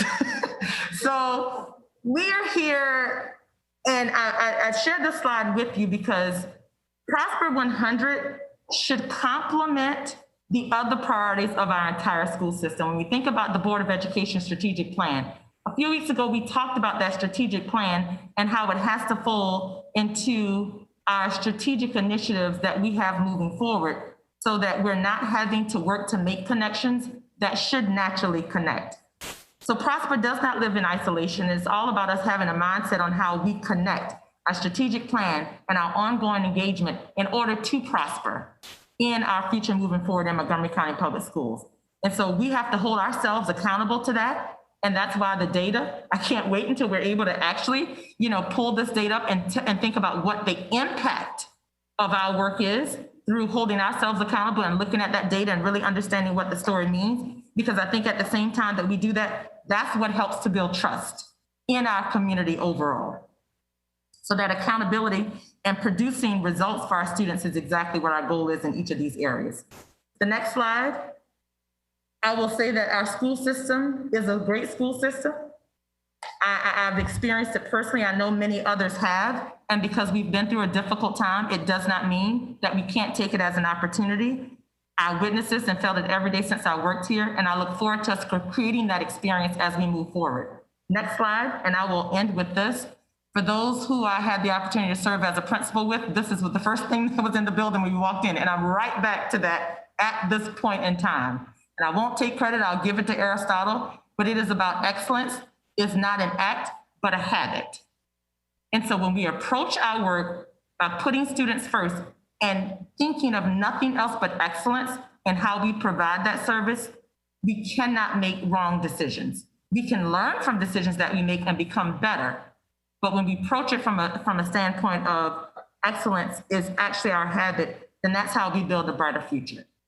So I thank you for giving me the opportunity to talk through this and share the basis of Prosper with you as a Board of Education and how it aligns to your priorities and the priorities that we have discussed.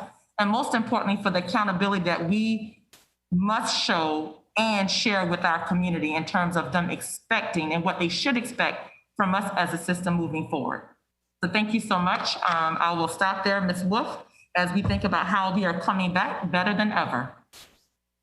Thank you for that presentation, Dr. McKnight. I did hear it when you presented it to the leadership staff, and I'm very excited by it. There's one question that keeps coming up, and it came up today in the testimony.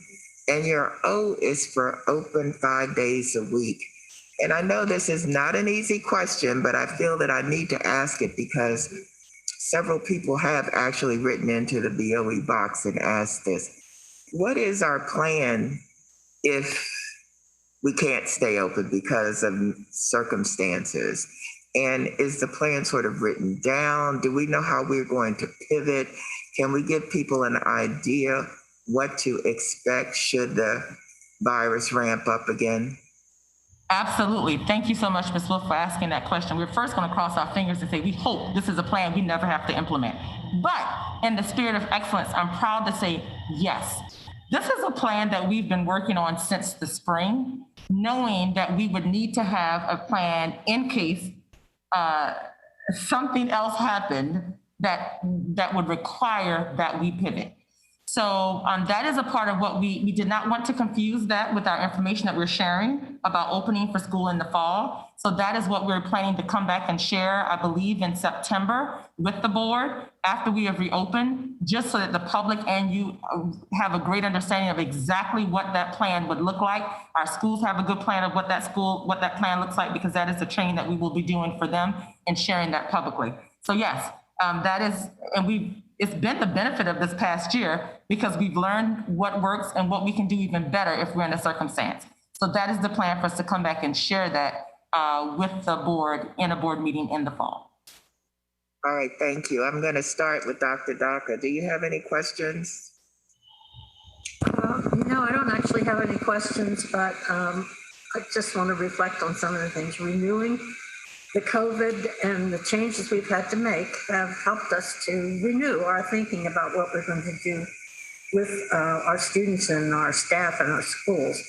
And the relationships, I think, is really important. We have talked many times through the years, I've been here a long time, about how we're going to have relationships with everybody in our community.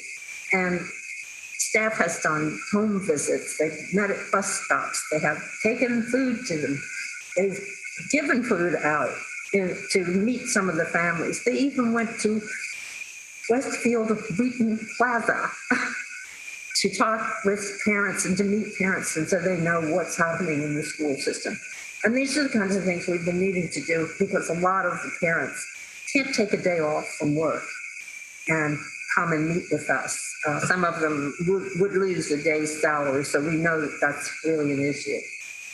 And I've also wanted to say that our staff has turned on a dime. One day they're teaching and everybody else is doing their job, and the next day they have to do things virtually and do lesson plans and to learn how to teach a different way. And not just the teachers, but SEIU staff, they had to do things with transportation, they had to take care of the food, they had to help with meeting the families.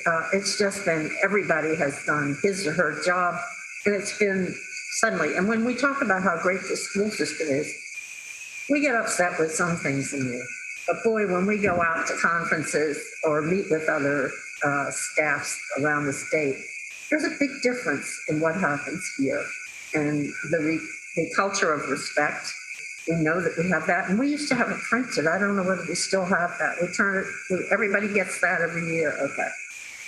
And anyhow, going out to meet with these families is helping students who need the opportunity for equity. And equity makes me think of our curriculum.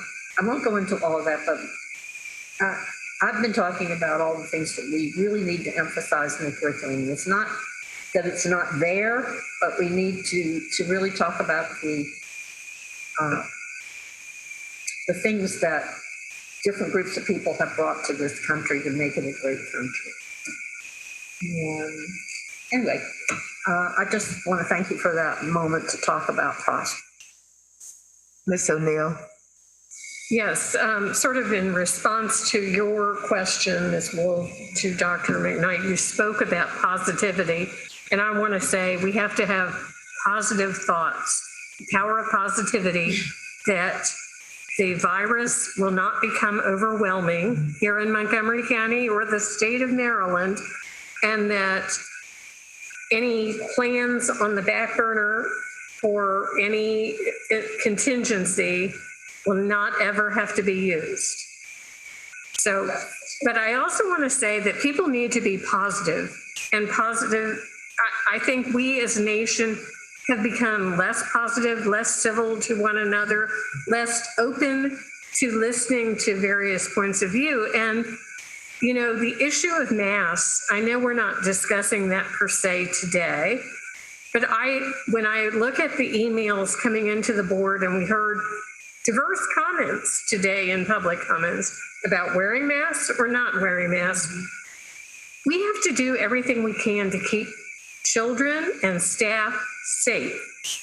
And absolutely, that has to be, we want children in buildings, and there is no ill intent behind anything we do. It is to create a positive, welcoming, excellent learning environment for every child. And I just have to say that because I am really, truly alarmed by when I watch the evening news and when I read emails that people cannot accept one another's viewpoints or science even. So, but power of positive thinking that, we will do everything in our power to keep our schools open, our children in school 5 days a week in a healthy, safe environment. you touched on mental health. And I really do believe that there is going to be, a reorientation, a reentry process for everyone. And the issue about mental health is not just related to our children, but to our staff. Everyone had a traumatic 18 months. Children, families, staff. Our staff had to turn on a dime and create a whole new way of doing education, not just in Montgomery County, but across the country. And, we have to thank them because that's not how they signed up for education. And I do think it's going to take some re-entry for everyone. And we really need to closely monitor the mental health needs of our children, but also our staff, because it was a challenging year for all. But I look forward to the further discussions, and the accountability will be important because we basically had a year where we didn't have the testing with the data so we're starting anew. Just a moment. I want to respond to Ms. O'Neill, and she makes a good point. And I think in my asking you the question, that's kind of what I was getting at, is that the safety of our students is our key consideration. And whatever the plan is for the fall, spring, whatever, it's going to be safety first. And I do think that we have experienced a lack of civility. We all understand that. But we also understand that many in our community, they're rightly so concerned about their students, and we do understand that. But safety has to be our primary consideration. Ms. Mandrowski. Yeah, thank you. I have a question, but I first want to follow up also on Ms. O'Neill's point. I feel like, unfortunately, the situation, like many that we face on the board, the problem with following the science is that there seems to be different sciences for each side of people's perspectives on some of these issues. And I'm just particularly things like mask wearing and what's okay and what's not. So if the counties, I asked this before, but I'm just asking again because I've heard from multiple people about it, but if the counties regulations or whatever are different than like the CDC's, for example, how are we going to be working with the county to determine what we're going to do in the fall? And can you just clarify for the public what guidelines specifically we will be following and to make the decisions? It's been asked of me if we vote on it or things like that, like little individual things. And I said we generally follow the guidance, but if you could just speak to that a little bit. Absolutely. And thank you, Ms. Mandrowski, for that question. So we've continued to have our, we moved from weekly to every other week or once a month calls with the county and getting the health perspective to make sure the school system is in alignment with that. Interesting enough, just a couple of weeks ago, we were trying to working on defining our language for mask, and we said, we understand that there may be some CDC guidance coming out. And then last week, we got the guidance from the CDC. We were actually happy to see that it really was aligned to some of the language that we have started to discuss. We're going to talk more specifically about that and with some county partners at our board meeting on the 27th. It is exactly what Ms. Wolf and Ms. O'Neill shared. We're starting from the perspective of who's most vulnerable in our population, who the vaccine has not been available to, and how can we allow them to be able to protect themselves. The best protection we've had throughout this is mask. And so we still want to be able to provide that opportunity. And so we are working with our health officials. We are making sure that our language is consistent. I know that Dr. Gales did put out a message the other day or an interview in which he talked about, aligning the CDC guidance with recommendations made to the school system. So that guidance is what I'm going to say, not far off from our discussions. That's great. I really appreciate that because, as I mentioned last time, I think we could end up seeing some fluctuation in who's in the buildings versus who's not based on some of those things. So being flexible with that.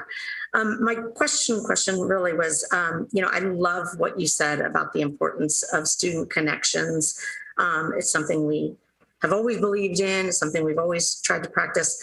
And that you mentioned, that especially now more than ever, there should be no reason that there isn't a connection for each and every one of our students in some way or another.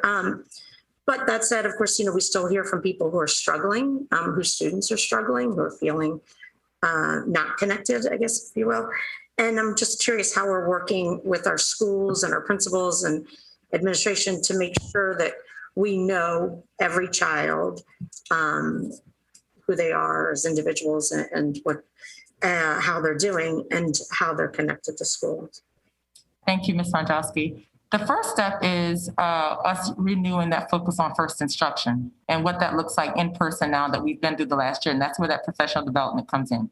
The second part of that is we're now going to be able to go back to our data, and this is where our classroom measures and pieces of those like that, that allows us to be able to see what the impact has been on our students and their learning. Those are the critical pieces that we'll be able to put back in place, aligning to our school improvement work.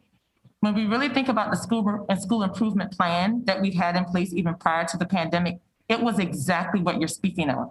The plan that's put in place at a local school level that allows the school to be able to see who's learning and who's not learning.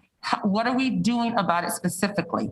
And so bringing our teachers back together in those professional learning communities to spend the time to look at the students, how they're performing and what their needs are so that they can adjust the instruction accordingly or figure out what the additional resources are that they may need to help support that is exactly how we're going to get there. So putting those data measures back into place, putting in those best practices to be able to support professional learning for our staff, and that school improvement planning. That's what bringing that back into the purpose of what allows the school to be intentional about how they're serving all students are going to be a benefit to us regaining that structure, although it will look different, but regaining that structure in the fall. I appreciate that so much. For me, I just always like to, be mindful of the fact that a positive school experience isn't just about getting good grades. It's also about feeling connected and being invested in and feeling like there are people there who are invested in you. So that's a harder thing to measure, but just making sure that we're continuing to look at those type of things, especially when we've got virtual school and in-person school and people might get. And I will make a connection to that actually, Ms. Sandrowski, because that's what a part of the audit is all about too. Who are we connecting with in our school? How are we connecting with them? Who are we not? And how are we addressing it? So actually we will have some data to come back and talk about specifically, what that looks like and what we're going to do moving forward to make sure our school culture is one that works for all students in the buildings. That's fabulous. Thank you. Ms. Evans. Sure. Well, thank you for sharing with us Prosper 100. It is my first time hearing about it. And without even knowing what my thoughts are, you've included everything. Or I should say, you know what our thoughts are. You speak with the board on a very regular basis, and our core values are weak all throughout this. So I am just really looking forward to rebuilding, getting our year started, and getting back to making our students first and also focusing on our staff. So I'll just say kudos to you for this great vision, goals, and priorities. And I look forward to continuing to do this work with you. Thank you. Ms. Harris. Yeah, thank you. Dr. McKnight, first, I just want to say how much I appreciate the energy you're bringing to this. It's palpable in the room, and I just hope that we collectively all can meet you in that energetic space of just sort of throwing aside all of we're going to keep doing what we've always done because that's why we've always done it. This is our opportunity to take what we learned during a crisis and apply it in ways that are just geared toward making us a better and better school system and a very student-first school system. And just going through, I have a few questions, and I'm just going to go through what do I want to call it even, the program that you've laid out here with the student first, which I very much appreciate. Two questions about that, or two. So when we start from the question of what are our students learning? Are they learning enough? How do we know? If not, why not? And what are we going to do about it? I think data-driven, being very grounded in our data is so important to those questions. But also, the data is going to tell us the what. But for so many of these things, if not, why not? And what can we do better? The students are the ones that can tell us in so many ways, the rest of it. And what are our plans for making sure that we are in a very real, very substantive, very ongoing way, including students in this work, their perspective, their experience, their wisdom, and not just the high-flying leaders who are the ones that we tend to see in the focus groups and the task groups, but the students who are living in our schools every day and whose experience is not necessarily reflected in the students who is, in 17 clubs and, on 5 teams and the leader of this and the president of that. But those are our customers, those students who are doing their best every day just to keep their heads above water. They're our customers too. So, how are we intentionally going to be working in an ongoing way with students in ways that mean we're making decisions with them and not just about them? I'm loving this presentation. That's a great question. And one that just highlights a part of the data that I talked about that we have to look at is how our students are doing academically. That is just one part of the story. The experience and getting the qualitative to marry to that quantitative data is just as important. As a matter of fact, when we talked about the premise of us needing to do an audit, it was about the very fact that we have lots of quantitative data. We have had lots of quantitative data. But if the experience is not marrying up for us to tell the story that impacts what the quantitative data tells us, then we're still limited in how we go about addressing the problem. And we need to make sure we're addressing the right problem. And so I will say it starts from all levels of how we do our work. So a premise of the audit is about how do we get our work with our schools and develop the action plans to engage all aspects of our school system around gathering that qualitative data to understand the conditions and the experience to better understand the quantitative data. So some of the actions that come out of the audit will allow us to do that in every school, in every office, staff as well as students. What is the actual experience of the story to do that will help us? I will tell you for the Superintendent's Leadership Academy, it was one of the premises of how we even designed our goal to do that. And it wasn't that we were, just working with our students who are, natural selected leaders in our schools, but how do we hear from those who actually don't volunteer to speak? And how do we know who they are? And if we look at and this is where we have to constantly hold ourselves accountable from traditions that seem natural. The tradition that seems natural is to say, please give me your student leaders who are already in leadership positions in the building and have them come and represent the voice. Well, the opposite of that is to actually say, who are we not hearing from? How much time who are the key people in our building who can make the recommendations for who those student voices should be that are not looking at the leadership traditional roles?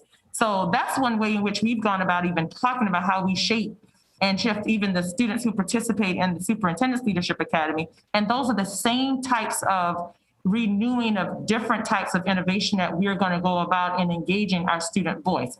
We've been through a number of circumstances, and with our, some of our students, they have risen to become leaders based on a purpose. That means that leadership skill was always there. It didn't come out until there was something that they were personally invested in. Now it's our chance to actually seek out who they are and what they're passionate about and help build them up to be leaders or help them to acknowledge that they have those leadership skills. So really turning this on its head, our tradition on its head in the way that we do that, disrupt systems that we have, like, how do we go about asking who student representation is when we're trying to get voice data from our students? in different forums. That's just one example that I'll share with you of how we're going to address, well, actually several examples through the audit, through ways that we are building student groups and how we will address that.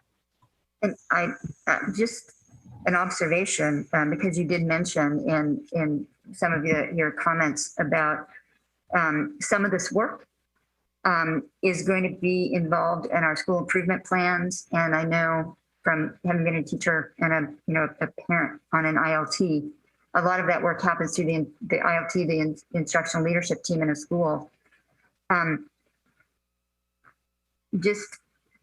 I've never seen an ILT with students on it, and I don't know why that is. But that would be one way, since we use our ILTs to do a lot of our work around school improvement plans to ensure that the way we do business is to really value and incorporate student experience and voice, would be to put students on those ILTs. And again, not the president of the SGA or whatever, but there are ways to identify those students. And the other question I had relating to the focus on students first, and I so appreciated, and you said it multiple times in multiple ways, recognizing the heroic work a lot of our teachers did in reimagining how we serve students during the pandemic. And, now that we've learned things that we didn't think were important before, we never thought about before, or we thought we maybe couldn't achieve before. But, time of crisis is a crucible for innovation. So, and you were talking about how we operationalize that going forward. And so one of the questions I have is, based on my experience visiting several of our special schools, and we had a transmittal that went into a little more detail about our 5 very special schools that serve our most profoundly impacted students and families. And I know from those visits that the staff really did reimagine the way they served those students and families this year, and came up with a whole new set of best practices that really recognize the truth of the fragility of some of those students. And when I was visiting and talking with some of these students, the staff and school administrators, at that point anyway, this is several weeks ago, it looked as though kind of MCPS was just expecting them to go back to business as usual, not incorporating all that they've learned and these new best practices they've developed that are not the way we used to do things. And I'm hoping that part of this is going to be ensuring that we really are going to those heroic teachers who reimagine serving students and saying, let's keep doing that. And do we have a plan for letting the experience and the wisdom of those teachers and those staff members influence what central office sort of tells them to do going forward? Yes, Ms. Harris, we're here to serve schools. Central office is here to serve schools. That's our purpose. And I will say that is why our work as central office and our design of how we support schools has to mirror what is meaningful to schools. You gave the example of teachers, our amazing teachers who have learned so many best practices to improve their craft during the pandemic. And I will call out the 2 positions in the organization. Again, this is about student priorities. The assistant chiefs of professional learning. We were built on a system that really recognized the importance of professional learning for teachers. And some of that is it's not just a top-down approach, but it is also an approach of what do our teachers learn and best know about best practices for their students that should be infused into best practices for other teachers and for that school. And so really looking at structures that have existed in our schools, the roles, we got to look at all of our roles. Our staff development teachers, we're a critical part of that. How do they continue to play into working with the staff to identify what those strengths were that were leveraged during the pandemic and how that has to play into our structures moving forward? And so it should be the very opposite of exactly what you're saying. Again, I will reference our 209 schools, if they're, and I say this as a charge to our schools and our school leaders as well. As we come back, how do we make sure we actually do not do that? Because it's certainly not going to be the plan and the intention for central office to impose in ways to say we're going to do things the exact way that we did them before. Then we would not have learned anything from this. Are there some structures that we should come back to that will provide stability? Our school improvement plan is a perfect example, because that is all about us knowing who our students are and what we need to do to address their needs. Should our school improvement process of planning look different based on what's happened over the past year? Absolutely. So that's a perfect example of one that I can share as a structure that will remain, but how we embrace that structure has to be different based on the need. So we will be doing that across our entire system. And again, I would put those building blocks up again to say it is about building on this consistently, and really engaging our staff in ways to also hear from them about how we best do that will also be critical. We just appointed our assistant chiefs. I think it was a chief of professional learning 2 meetings ago, maybe 1 meeting ago, and so we don't want to run fast and not get far, but we also want to be very intentional about our work and how we're working to make sure we're taking the time to work with the staff so they also feel invested in exactly what this Prosper is all about. Thank you for that, especially since I think we are all seeing the following dominoes from the continual appointments, and we have schools now who are principled us. And so yes. Making sure that we are really supporting those schools and developing really strong cultures of, of innovation and building on what we've learned. The second one on the opening schools, yes, and I just want to build on the comments of Ms. Wolf and Ms. O'Neill and Ms. Snodrowski. And I thought that Mr. Latinsky, during our public comment section, had a really good point that the sooner we can put forth our public health guidelines for 2021-22 with contingencies, I think the better. The more clearly and transparently we communicate with our families and our staff, and they know what will happen when and why, the better. And you referenced Dr. Gales yesterday. I read his comments in the CDC guidelines, and I'm watching all the hot spots in the Delta variant and looking at that data all the time. And I think, we may have, our guidelines may change during the course of the school year based on circumstances and how that evolves, but having an overall plan with the contingencies clearly laid out, I think, as Mr. Latinsky, I think very neatly stated, our families will appreciate, builds trust and transparency, I think.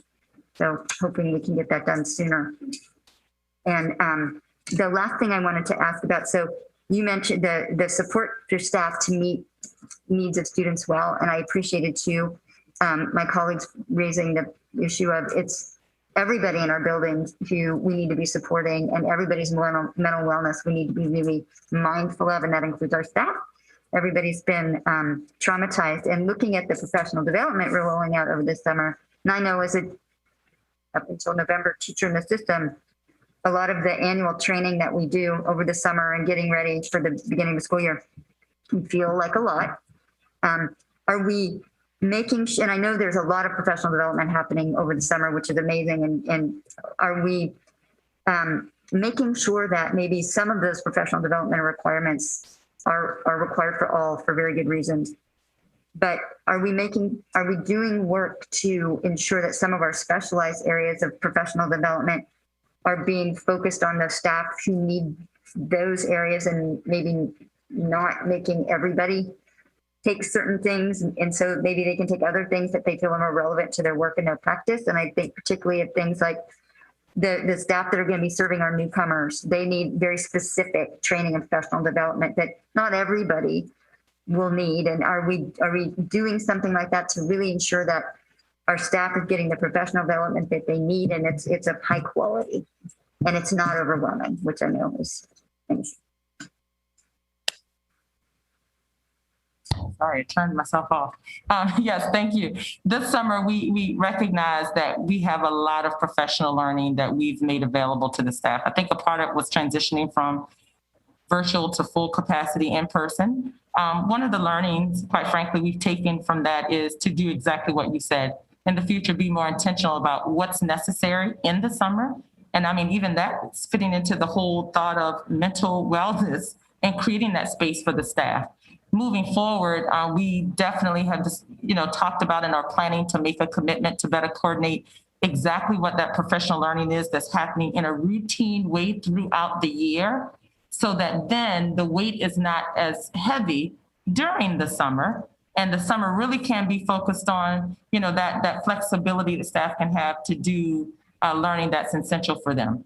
We haven't had the conduit, of having that professional learning coordinated as much throughout the year, that could complement that in the way that we're looking forward to better complementing in the future. So I just wanted to share, we've had a lot of reflection on that and are planning to move forward in that way. Thank you very much. Ms. Haluni.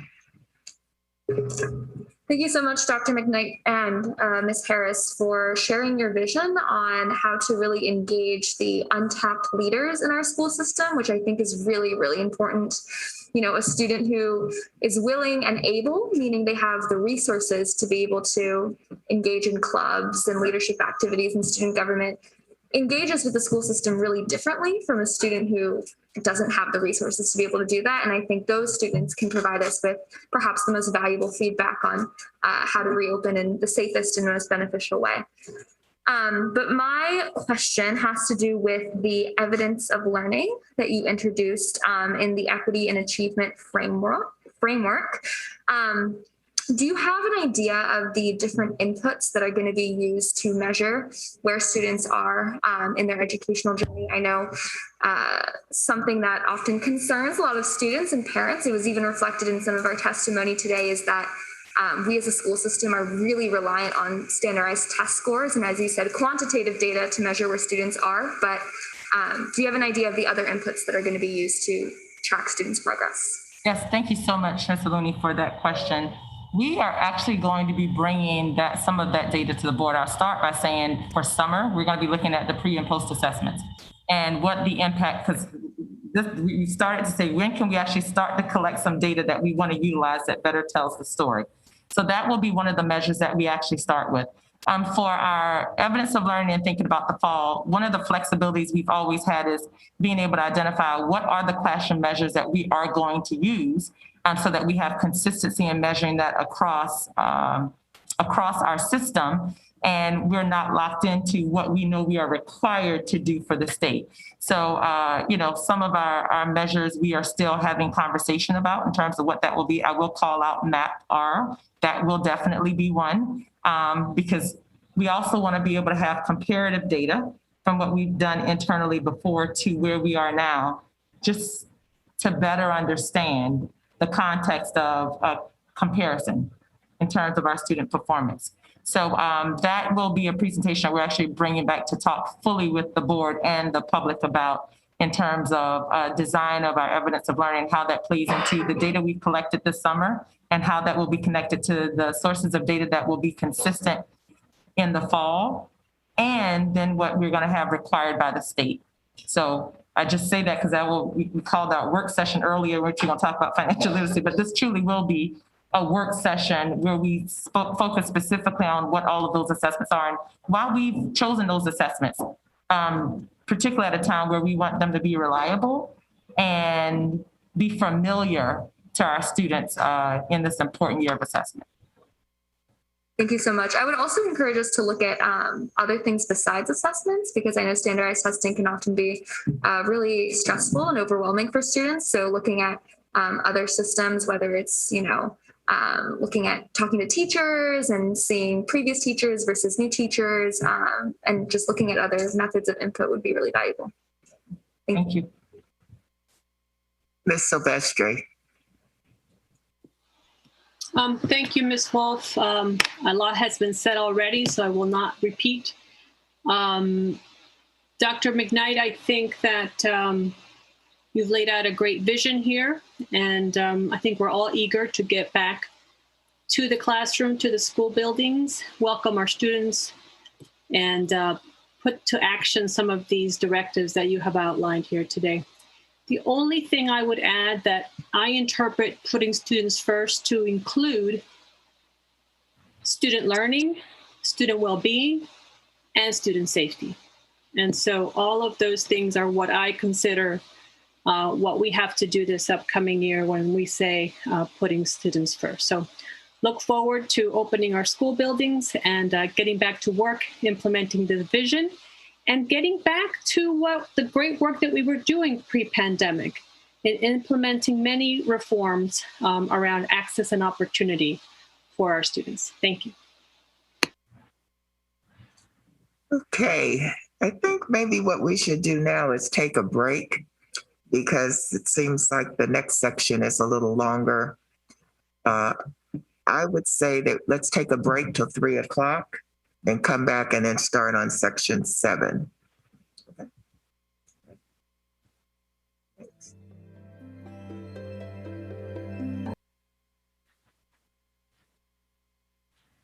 Okay, we're back. Dr. McKnight, do you want to continue with item 7? Yes, I will. Thank you, Ms. Wolf. So today we are going to present to you just a program that has been focused on reading that we've had the opportunity to implement over the past year in MCPS and highlight some success that we have learned from it. I'll ask the team to bring the presentation up, please. Thank you so much. And we wanted to bring this forward today, and it relates to a lot of the discussion we were just actually having about looking at accountability. And what stands out about this particular program that I'm going to talk more about in just a moment is when you implement a new program, but you implement it during a pandemic, and you still see success for students as everyone is pivoted, there's something to be learned from that situation. And so we thought this program was one that I had some questions about in consent items previously, but we wanted to be able to come back and talk more specifically about it. So as a district, we are continuing to focus on teaching every student to learn and read to make progress towards literacy proficiency, and how important that is specifically at the elementary level. And so as we think about curriculum components and all of the components of teaching and learning that we have to have in place to support literacy instruction, we also want to make sure that we include strong literacy skill acquisition that unlocks engagement with how that connects with written text. As students learn to read, they become better writers. Additionally, they become better in using oral language as they learn to read. And it really does lay the groundwork for future academic success in so many ways. And that's why we continue to monitor the progress of students in their reading in the elementary stages because of that. And we'll have a laser-like focus in looking at that even more intentionally in the fall. Because learning to read is so critically important, we have to hold ourselves accountable to what that student literacy progress looks like. And so that's why we continue to ask those essential questions that we just finished discussing. Are our students learning? Are they learning enough? If not, why? Why not? And what are we going to do about it? And so in this presentation, we're going to highlight some of the significant progress that we've made in being able to better answer those questions when we think about what the literacy needs are of our students at the elementary level. We've also begun to share that last question in some ways in terms of our students not learning enough, and really building on that to really truly understand the experience we've had with the learning disruption and how that may in some ways have impacted the reading progress that we've had in place in the system for our elementary students. One of the most impactful strategies in our quest to improve student learning outcomes is to enhance the quality of first instruction. I spoke about that just a moment ago, but that's why we have to focus on first instruction, because then when we have to implement intervention, we can be more specific in the type of intervention that we need to provide when we put all of our efforts into how we're teaching students up front to help them achieve proficiency. That really does not put us in a situation to know that we're going to have to go back and do reteaching more than we should have to. And so first instruction really is the conduit to how do we provide that access to learning in a very strategic way the first time based on what we know about the learner, so that we're not just creating a teaching opportunity that may or may not work that then results in reteaching. And so that's just one example that I give, but that is an example of why it's so important to be intentional about how we organize instruction for our students, that first instruction. And as we learn about different programs, our students say to us in many different ways, whether it's that they share or through us observing how the learning is occurring for them, what has been successful. So today we're going to share an example of how a pilot program focusing truly on professional learning, because that was a big part of what occurred and how that connection to professional learning for teachers was so critical to learning outcomes that we saw improve for students. So we do have our staff here today with us from the Office of Teaching, Learning in Schools, and we're going to highlight some work that was done at East Silver Spring Elementary School and how they have combined partnership with the Lavinia Group, who have really shown noticeable preliminary student literacy gains in their work with East Silver Spring Elementary School. And again, I highlight that because we saw these significant gains occur when we had to pivot on how we were providing the professional learning for teachers and interaction with students during the pandemic. And yet through all of that, we still saw significant gains that we want to build on. So we're going to show the impact of the partnership by depicting the student growth data over time and outlining the clear positive impact on this intervention. And I do want to personally give a shout out to the Rails Foundation. They approached us, and we did some work and we did some research around how successful the Lavinia Group partnership has been on reading learning skills across the country in a number of different ways. And so I do want to shout them out in supporting this partnership and showing their ongoing commitment to MCPS and our commitment to students. So I thank them for that. So with that, I will go to the next slide, please. Thank you. I just want to be able to make one additional connection here. Today we've talked a lot about the District Strategic Initiatives Implementation Plan, i.e. the new name for the 2.5-year plan. When we really talk about mitigating learning disruption, we are going to continue to say how this has to be evidence-based, and we have to use evidence-based interventions to consider what programs and what types of interventions we want to invest in that really will help us understand clear baseline data, and also thinking about what is the progress that we want to make in providing these programs and making them available to our students. So this does fit squarely into this plan. I'll bring this back in our presentations often, because as we frame the Lavinia Group and their work with East Silver Spring, it really does elevate a perfect example of a program that we will continue to build on and utilize in the system in a larger way in that area of mitigating learning disruption. So in the spirit of that, I wanted to frame that for our presentation. And you're going to learn more about how the program has expanded professional learning opportunities and full partnership for our schools to focus in on reading. So at this time, I'm going to turn it over to Ms. Morris, who will continue with the presentation. Thank you, Dr. McKnight. Next slide, please. Good afternoon, and I hope everyone is doing well. To provide some background, MCPS partnered with the Norman and Ruth Rails Foundation to provide the staff at East Silver Spring Elementary School professional learning, instructional coaching, and targeted data monitoring by the Lavinia Group, a foundation that has a history of working with schools to strengthen their academic programs. In this case, the focus for the staff at East Silver Spring was to strengthen their instructional practices in literacy and strengthen their routines around data monitoring and responding to student formative data. East Silver Spring was selected to participate as a pilot during this past school year, 2020-2021. We presented the option to a group of schools recommended by the area associates and directors, and East Silver Spring emerged as a school with the willingness to engage in the pilot while also managing the transition to remote learning in the fall. Next slide, please. We would like to start by sharing with you the results we can see so far for the impact of the partnership with East Silver Spring. These preliminary data points, and we anticipate a much more thorough evaluation of the partnership in this school year, and with all of the schools participating in the partnership this coming year. This preliminary student learning data we have so far is from tracking the students' reading levels. At East Silver Spring, the teachers in grade 2, 3, and 4 participated in the partnership. We see illustrated here the percentage of students who started the year reading on grade level as measured by the student's performance on the oral reading record. The oral reading record is an assessment aligned with our benchmark curriculum, and it was used by the teachers at East Silver Spring to assess student progress in reading in September as a baseline, then again in December, April, and June to track student progress. You can see here that all the grade levels saw an increase in this preliminary data in student reading on grade level by the end of the school year. Next slide, please.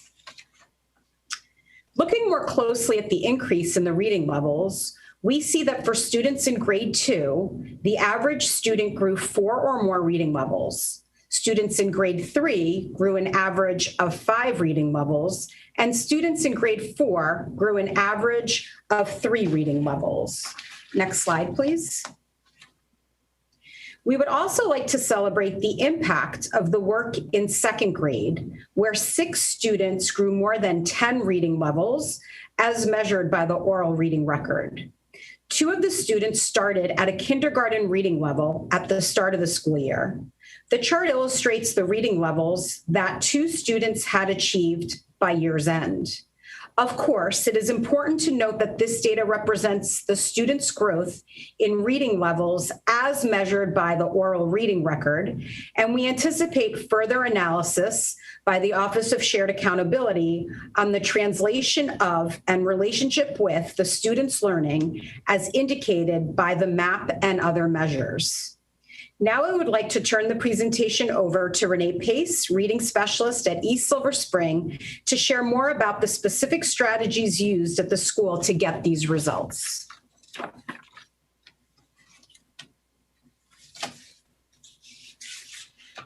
Okay, thank you, Ms. Morris. As Ms. Morris noted, I would like to share more about how our teachers embrace professional learning and changes to their practice that resulted in this student growth. Next slide, please. Each of our participating grade levels had coaches assigned.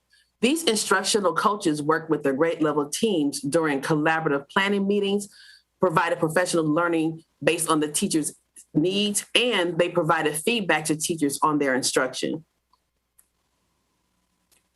One of the key practices that teachers used was ensuring that there was a focus on obtaining individual student data on each student's reading level by the 3rd week of school. Then the grade level teams identified which data points were most impactful for improving student literacy skills. They developed strong practices in analyzing student work and developed concrete action plans for improving student literacy skills for each of their students. Next slide, please. Some of the professional development that was provided to the teachers was on reviewing the benchmark curriculum plans and lessons and coaching teachers on how to implement those lessons in a way that ensured they were planning for the needs of all of their specific students. Also, teachers were provided with professional learning and coaching on how to goal set for students and how to analyze video of their instructional practices. Teachers also benefited from the coaches modeling lessons and providing real-time guidance on their teaching. Next slide, please. Overall, our level of accountability increased and we were much more focused on student performance. Our teachers are now very data aware and have routinized the practice of knowing that data needs to be collected and how to respond to that data in a real-time, truly formative way. The data awareness focus was not only present for the teachers, for only the teachers, but for the students as well. The teachers set regular literacy goals for each student, and the students were aware of their goals and were able to articulate what they were working on to meet their goals. Our focus on strong first instruction and data monitoring encouraged a change in mindset about teacher efficacy. Our teachers now truly see the impact they have on student literacy growth when they hone in on specific skills for each student and frequently assess their growth. I would be remiss if I did not acknowledge and share how proud our teachers, we are of our teachers, and what they've done in this last school year. Our teachers engaged in changing their practice, responding to coaching and feedback, frequently assessing students, and making lesson adjustments based on that feedback, all while also learning to teach in a remote and then hybrid environment. Considering these challenges, the student results we see bring us excitement, and we look forward to that continued growth of our students. Now I would like to turn the presentation over to Ms. Nikki Hazel, Associate Superintendent for Curriculum and Instructional Programs. Thank you, Ms. Pace. Next slide, please. I just want to share that the Lavinia Group will continue their work with East Silver Spring. And I'm going to share a little bit more about the work they're doing with them this summer, and then also talk about the expansion to additional elementary schools. Next slide. So this summer, East Silver Spring is using the Lavinia Summer Rise, Rise Summer Program, which offers a curriculum in mathematics and literacy and specials. And they're offering that for their students for 5 weeks. And they currently have over 150 students participating in the summer program.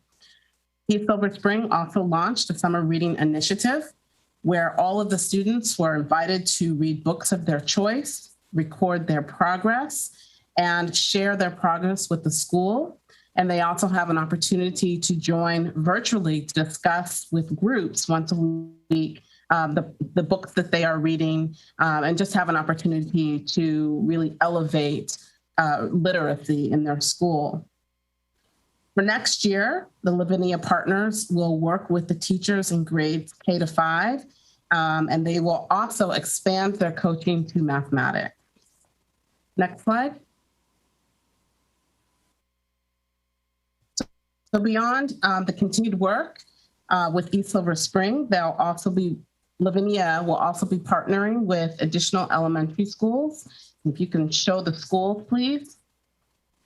We will have 8 additional elementary schools who will participate as partners. These schools were recommended by the area associates and directors, and these principals have received an overview of the presentation from the Lavinia Group. They've received an overview of the approach that they will be using as they use data to help make informed instructional decisions.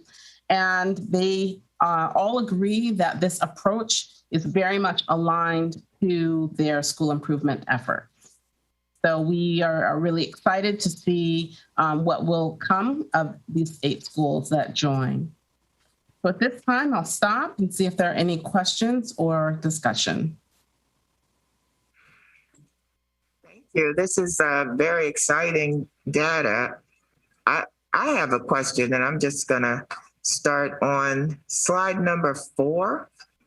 I noticed that at the 4th grade, you had no students reading on grade level in September of 2020. I kind of wonder, well, what level were they on, and what did it look like at the end of their 3rd grade year? I mean, what was going on, and can you tell what was going on so that they weren't making progress in the 3rd grade before they went to the 4th grade? Because it's kind of rare that nobody is on grade level. Is that correct? Okay. There's one clarification I did want to make sure we noted in that slide. The students who were in this program represent 50% of the students that were in the grade level. So those who were targeted to participate were those who were selected, needing that support. So I just wanted to indicate that. I'm sorry, I didn't mean to interrupt. No, that's helpful. Thank you. I didn't even see that. Thank you. That's very helpful. So I'm going to start with, I think I'll start with Ms. Mandrowski this time.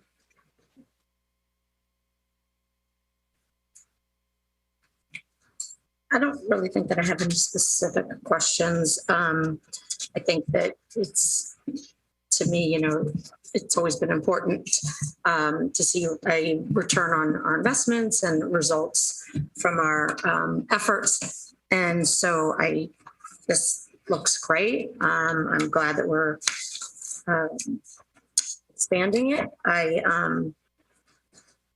may have missed it, but is there a cost associated with this? Like, I'm assuming we're hiring this company, right? And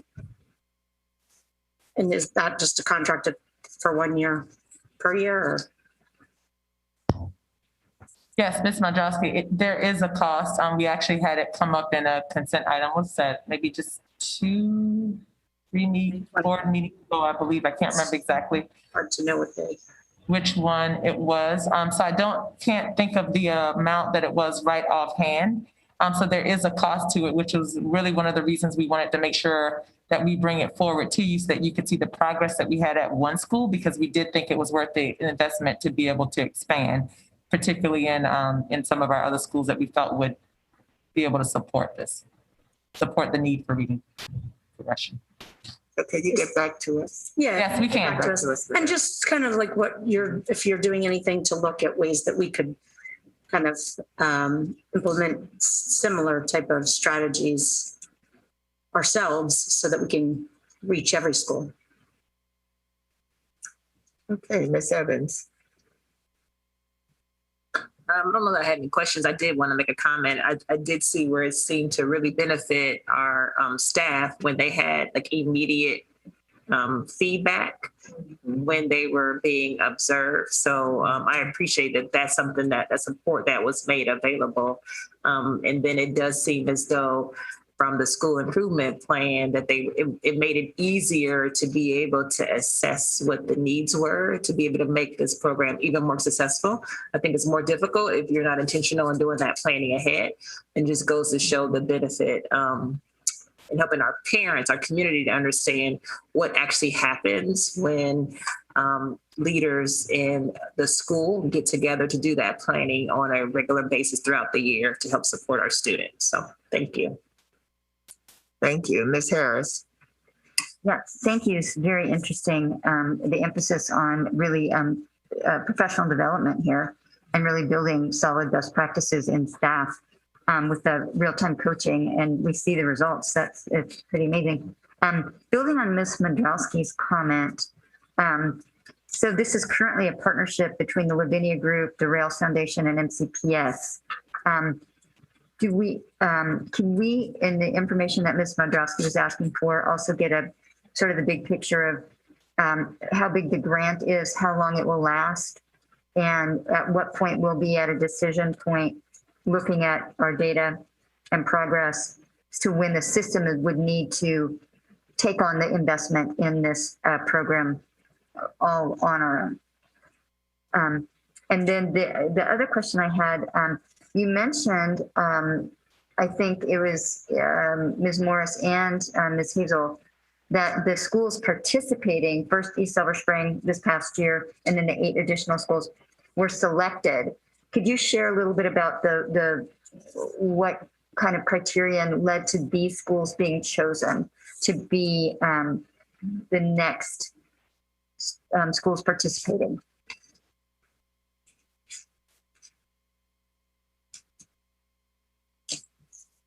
So I'll start, but Ms. Morris, if you want to share more details, we certainly wanted to ensure that we selected schools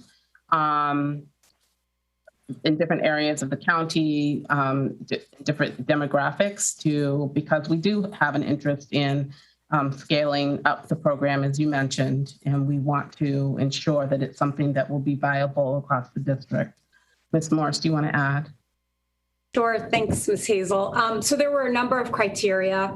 It was really around school, their improvement plans, where their focus was in terms of literacy, how this could complement the work that they were doing, their readiness and their availability to welcome this intense training into the building, because I'm sure Ms. Pace can elaborate, but it really was on a regular routine basis. It was around developing lessons, modeling, observing the lesson, coming back for feedback and coaching. So it was a really big commitment that we needed from the school. So it was around where they were along their literacy journey, their goals, and their willingness to incorporate this into the plans that they currently had.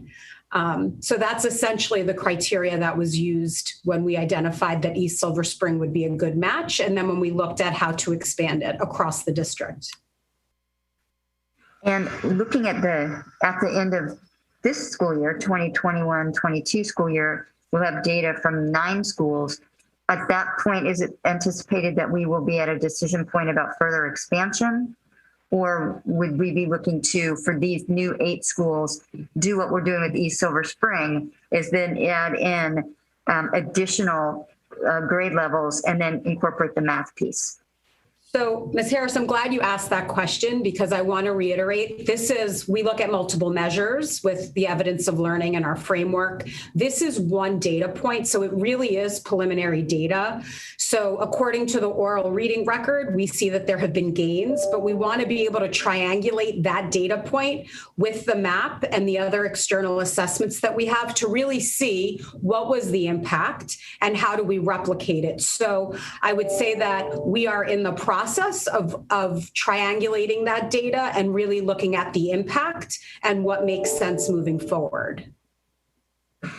And if I may, if I could just add on to that for a moment, that will be really important as we move forward in this year. This is one project that we saw progress made in terms of the oral running record during the pandemic. I would imagine that there will be things that we're going to observe about this program and the impact on student learning with students being back in person fully who are accessing this program. And as we then combine that with measures of MAP that they will take with us, we will have more reliable data as well. So at that point, I think it will be really important for us to come back and say, what is the impact now that we have other measures that really will tell us a better story about truly what our students are experiencing as a result of this. And, if we feel like we want to see that progress stay where it is and continue to monitor it, or if we feel like there is some need to expand, and specifically in areas that may have an intense need, which we'll know what that is better in the fall. Thank you very much. Ms. O'Looney. Yes, thank you so much for your presentation, for your work. I think these results are certainly very impressive. I do have one concern about this process. It says here, I'm looking at slide 4, students were tested on the oral reading record in September, December, April, and June. That's a lot of standardized testing. I remember from when I was in elementary school and middle school, we had to do MAP-R assessments twice a year, and even that felt pretty disruptive and overwhelming at times. So I don't know if you have any comments about that or feedback you received from students or teachers. I can speak to that because one thing that's different about the oral reading record is that the students are simply reading a text. So it's in keeping with what they're doing every day anyway. So they read a book every day, they answer comprehension questions, and that's the extent of it. One thing about the oral reading records, which is different from the M class, is that it doesn't have that written comprehension piece. So that is one added thing that the students are not they're not experiencing, that adds a little stress, like with the writing, because that's something else that, needs to be worked on. So with the oral reading records, it's literally they're reading a book and then they answer questions orally. And then that's it. So for the students, on the student side, is what they do every day. They should be reading individually with the teachers anyway. But on the teacher side, they may feel that they're doing many assessments only because, they have to find the time. And it was kind of a challenge during, the hybrid, since some kids were online, some kids were in person. So that posed a challenge.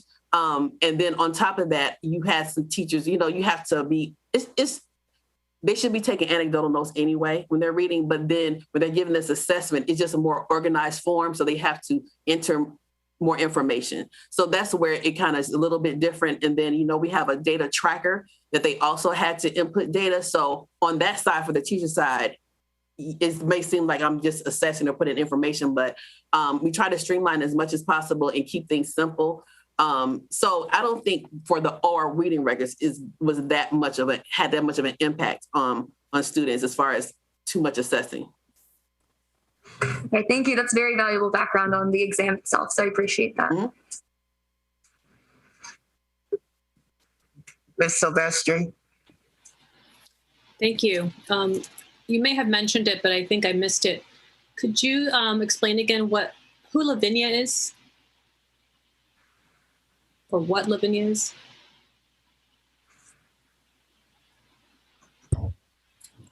Lavinia Group, I'm sorry, can you hear me?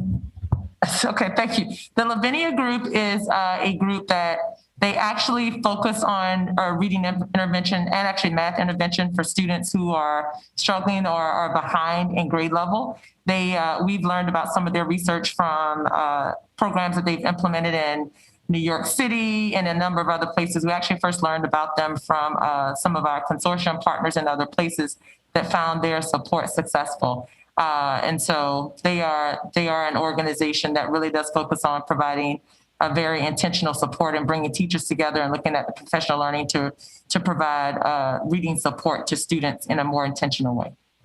Thank you. And I did also look up, it was a May 25th board meeting, a consent item in which we approved the expansion, but I will make sure we get that to the board members. And you mentioned assessing each student in grades 3 to 4 to collect individual reading data and have that data by week 3. Is that not happening in the district? Do teachers not have individual student data currently? It is the expectation that our teachers are collecting that informal data, particularly in our primary levels, as Ms. Pace described. When students are reading with teachers in small groups or individually, they are taking notes. That's that reading record on the student and really keeping pace with that fluency and comprehension that goes along with it. So it is an expectation for informal data collection. And then of course we have the more formal assessment that you would see through the evidence of learning. But with Lavinia, that was also observational data by the teachers? Correct, the oral reading record, yeah. Okay. And could you give an example of what highest leverage data is? It was mentioned in one of the slides as an important point.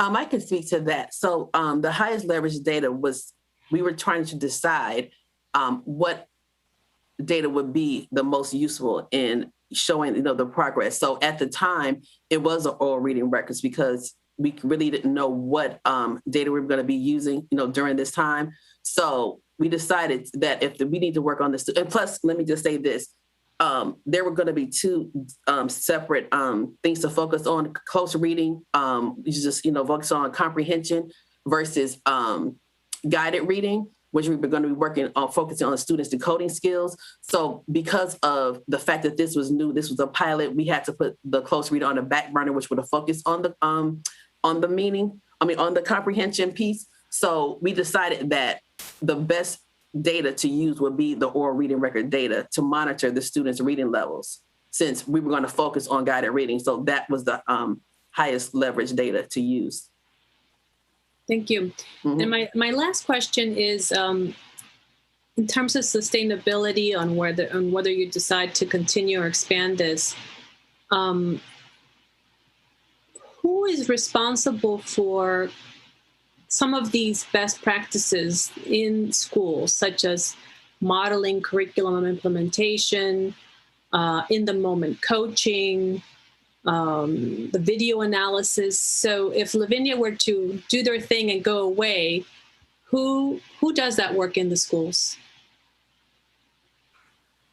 Well, I can say that the reading specialists in the building, as well as some teachers, I would say that as well, because we actually have some teachers who, just like students, we have teachers who are at different places. So they also can serve as a model, because we kind of were talking about that before, like how can we make sure this keeps going? As a matter of fact, during the school year, that was my job also to keep things going. Like I attended their meetings, and I attended the institutes and the professional learning. So I was able, kind of like even with Benchmark, I attend the Benchmark trainings and I'm able to help teachers in the building as well. So that would probably be a reading specialist job, as well as any model teacher who could also have teachers come to their classroom and see how things are implemented, and also come to different collaborative planning meetings to show how we have really use the data discussion, how we have improved our data discussions. Let me say that they're more targeted, and there's a hyper focus on the data. So, and we ask questions that make the meetings more efficient. So it's a matter of, because everything they do, I keep a record of everything, and I have implemented things myself and tweaked things. So even and this is my first year as a reading specialist, so everything was new learning for me as well. So the different things they show that they're out of the box thinking or some things. I have made notes of those things. So I'm pretty confident that moving forward, that if they were to go away, I could, for my school building, implement the strategies that they've shown us. And so why isn't this happening already? Like, what are the barriers to why this isn't already happening in schools? If I may, I will interject here, Ms. Silvestri. I want to make a connection that I think really does speak specifically to one of your questions. And I know I feel like a broken record in some ways, but it is a clear connection. So we have our reading specialist here from East Silver Spring really talking about what it is that she's doing and how she may be working with our teachers to support that. A big part of the professional development vision is how do we bring more cohesiveness to the positions like the reading specialist and focus specifically on how some of these best practices are being used in all of our schools, again, coming to scale. Again, we'll go back to just, some years of not having the coordinated professional development that would allow these types of practices to happen more pervasively in our buildings, specifically, positions that were created to do this very work. So this fits into that whole vision of how we then better even coordinate and reinvent that professional development to create some of that cohesiveness that is being shared today in this presentation. Thank you. Ms. Silvestri, are you finished? Yes, I am. Thank you. Dr. Daka. Yeah, the Lavinia is close reading and it's culturally connected to, to the students. And it also, they're saying in their literature that they're paying attention to the fact that students have been taught virtually. And so they really want to make sure that they're accessing them well. I too had a question about slide 4, and it still keeps the question in my mind about in the United States, after level 3, grade 3, the reading levels fall off everywhere. And I'm still concerned about it, and I'm hoping that we find a reason for that. I don't know whether it's because of the way we're teaching or the way that we're assessing that it's a big problem.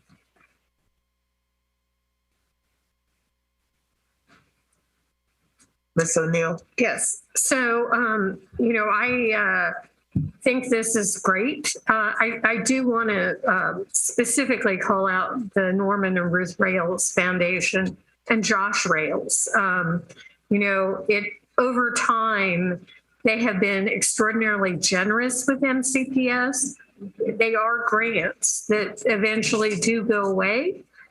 But, we have taken the best practices that have come to us, coordinated across schools, and replicated.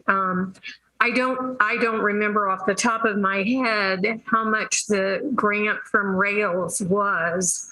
I know, obviously every program that they've brought to us, there's been a requirement, a match from us. Do you know off the top of your head how much Rails is contributing? I don't know the number on the top of my head, Ms. O'Neill. I just think that when foundations like this do share their generosity, that we should highlight it, so hopefully that other family foundations, others who have interest in literacy, and could be generous with us. The Rails Foundation many years ago brought to us a program called Reading Together USA, which was a program from Israel focused on literacy. They also supported a summer program that the name of it is escaping me right now, which we supported. I attended a session at Wheaton Woods, but I know it was at Weller Road and others.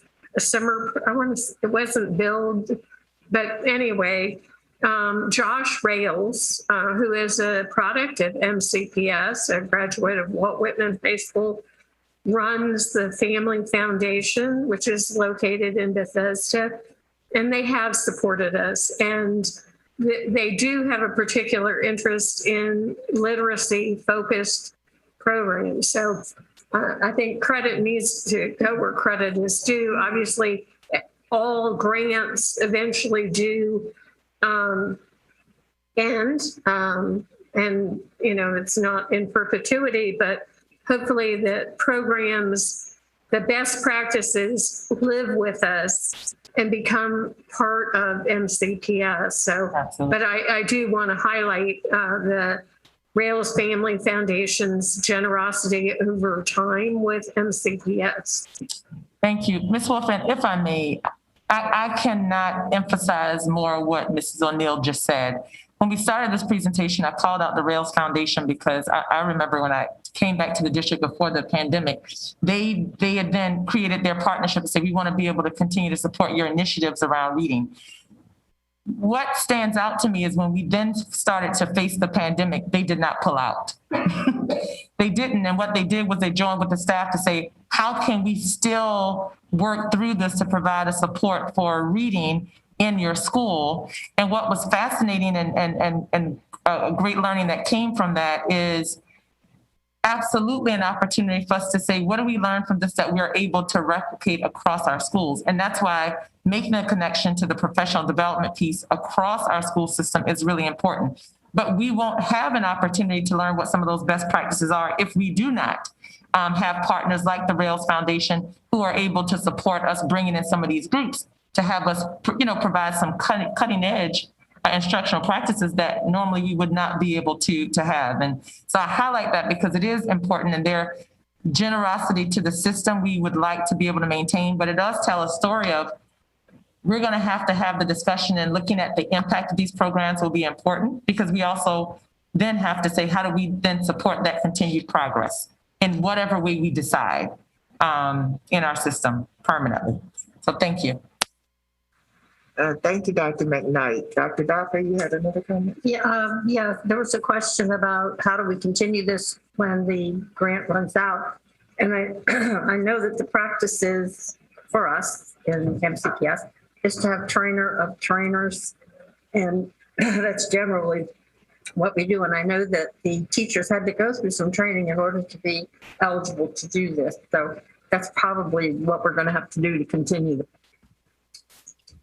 And if I could just add, Dr. Daka, that, what we're really looking at is really focused around Dr. McKnight's vision for the system around a coordinated professional development opportunity for staff that happens across schools with consistency around good first instruction. Because what the Lavinia Group is providing us is really the most updated research and practices that complement our curriculum and really focus on that great first instruction. And we know that we're positioned well with reading specialists and staff development teacher and math content coaches to really do this work. So it's an exciting time. And I think as we are positioned as a system, having those priorities to focus on this, I think that we will be able to carry this out beyond our partnership. Okay, thank you. I think, Dr. McKnight, we can move on to item number 9. Thank you so much, Ms. Wolf. So this presentation is going to be focused on the Northwood High School addition and facilities upgrades management. Thank you so much, Seth, for joining us. So I am going to turn it over to Ms. Dawson at this time for opening comments. Good afternoon. The Northwood High School update and facility addition really is an expansion of Northwood High School of about 1,000 seats. That's not just going to be classrooms, but it'll be the expansion of spaces and design of spaces. What that addresses in our capital improvement plan is it's one of 3 projects that will help to reduce the overutilizations of high schools in the Down County Consortium and at Walter Johnson High School. This particular project really began in the spring of 2019.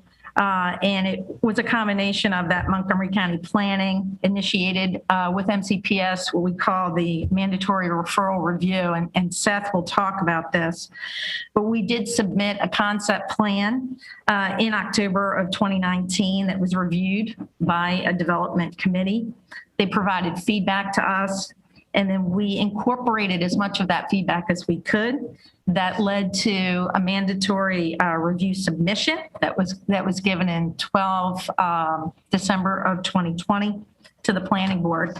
And what we're here to do today is really to update you on that process, update you on the thinking and the design, and to walk you through the alignment to see where we can be at this point in moving forward. So I will turn that over to Seth Adams and Gary Mosesman. Thank you, Ms. Dawson, and thank you, Dr. McKnight. So yes, if we could pull up the slide deck, I think we can dive right in and start walking through this.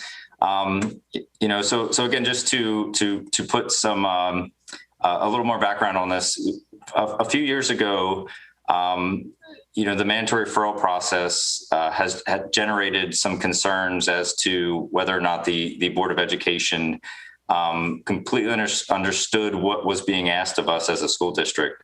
So several years ago, when there is concerns or there's items that come up that potentially are not necessarily feasible for us to implement, we do like to bring them back and certainly review that with the Board of Education to just make sure we're all on the same page and that we understand the direction of the project.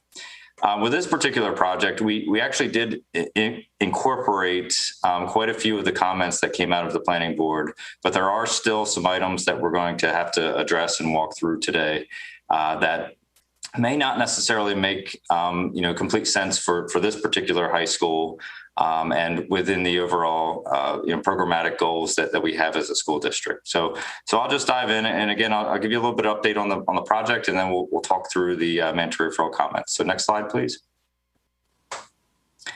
Again, that's just the background. One piece I do want to highlight.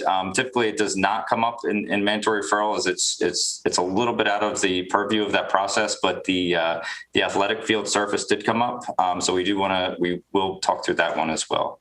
Next slide, please.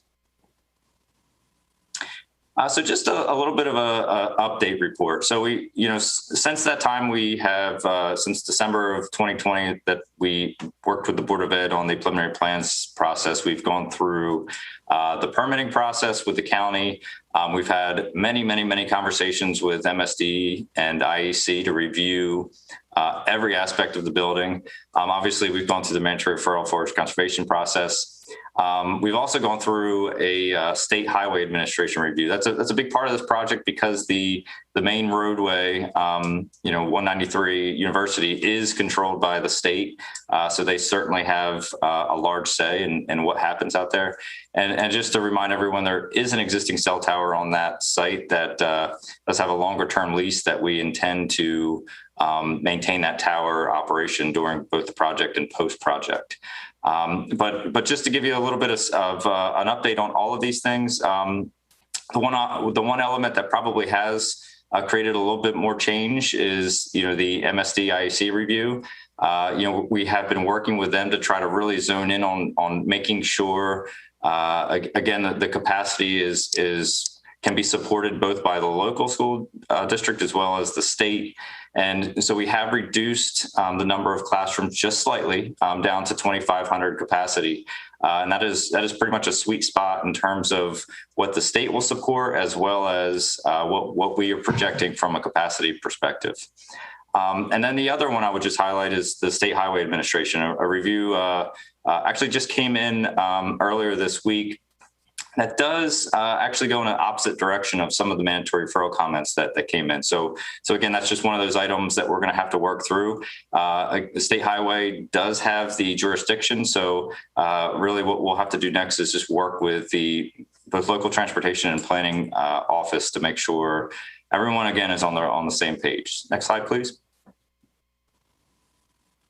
So just a reminder from preliminary plans, as many of you may recall, the site is essentially rebuilding the building in a sort of a close proximity to where the existing building is. It's actually adding 1,000 seats, but it's shrinking the footprint of the building. But if you remember from back then, we had visions of potentially the bus drop off on the side closest to Arcola, the student drop off out front, and some staff parking on the right side closer to Cannington. A few things have changed since this time, and that's certainly what we want to work through today and just walk through. So next slide, please. And again, this is image from back then, a 4-story primary building with our main community elements off to the right. This is the vision that I believe from an architectural standpoint really does make sense, and we're going to continue with this, but just obviously with a few slight modifications from a site perspective. Next slide.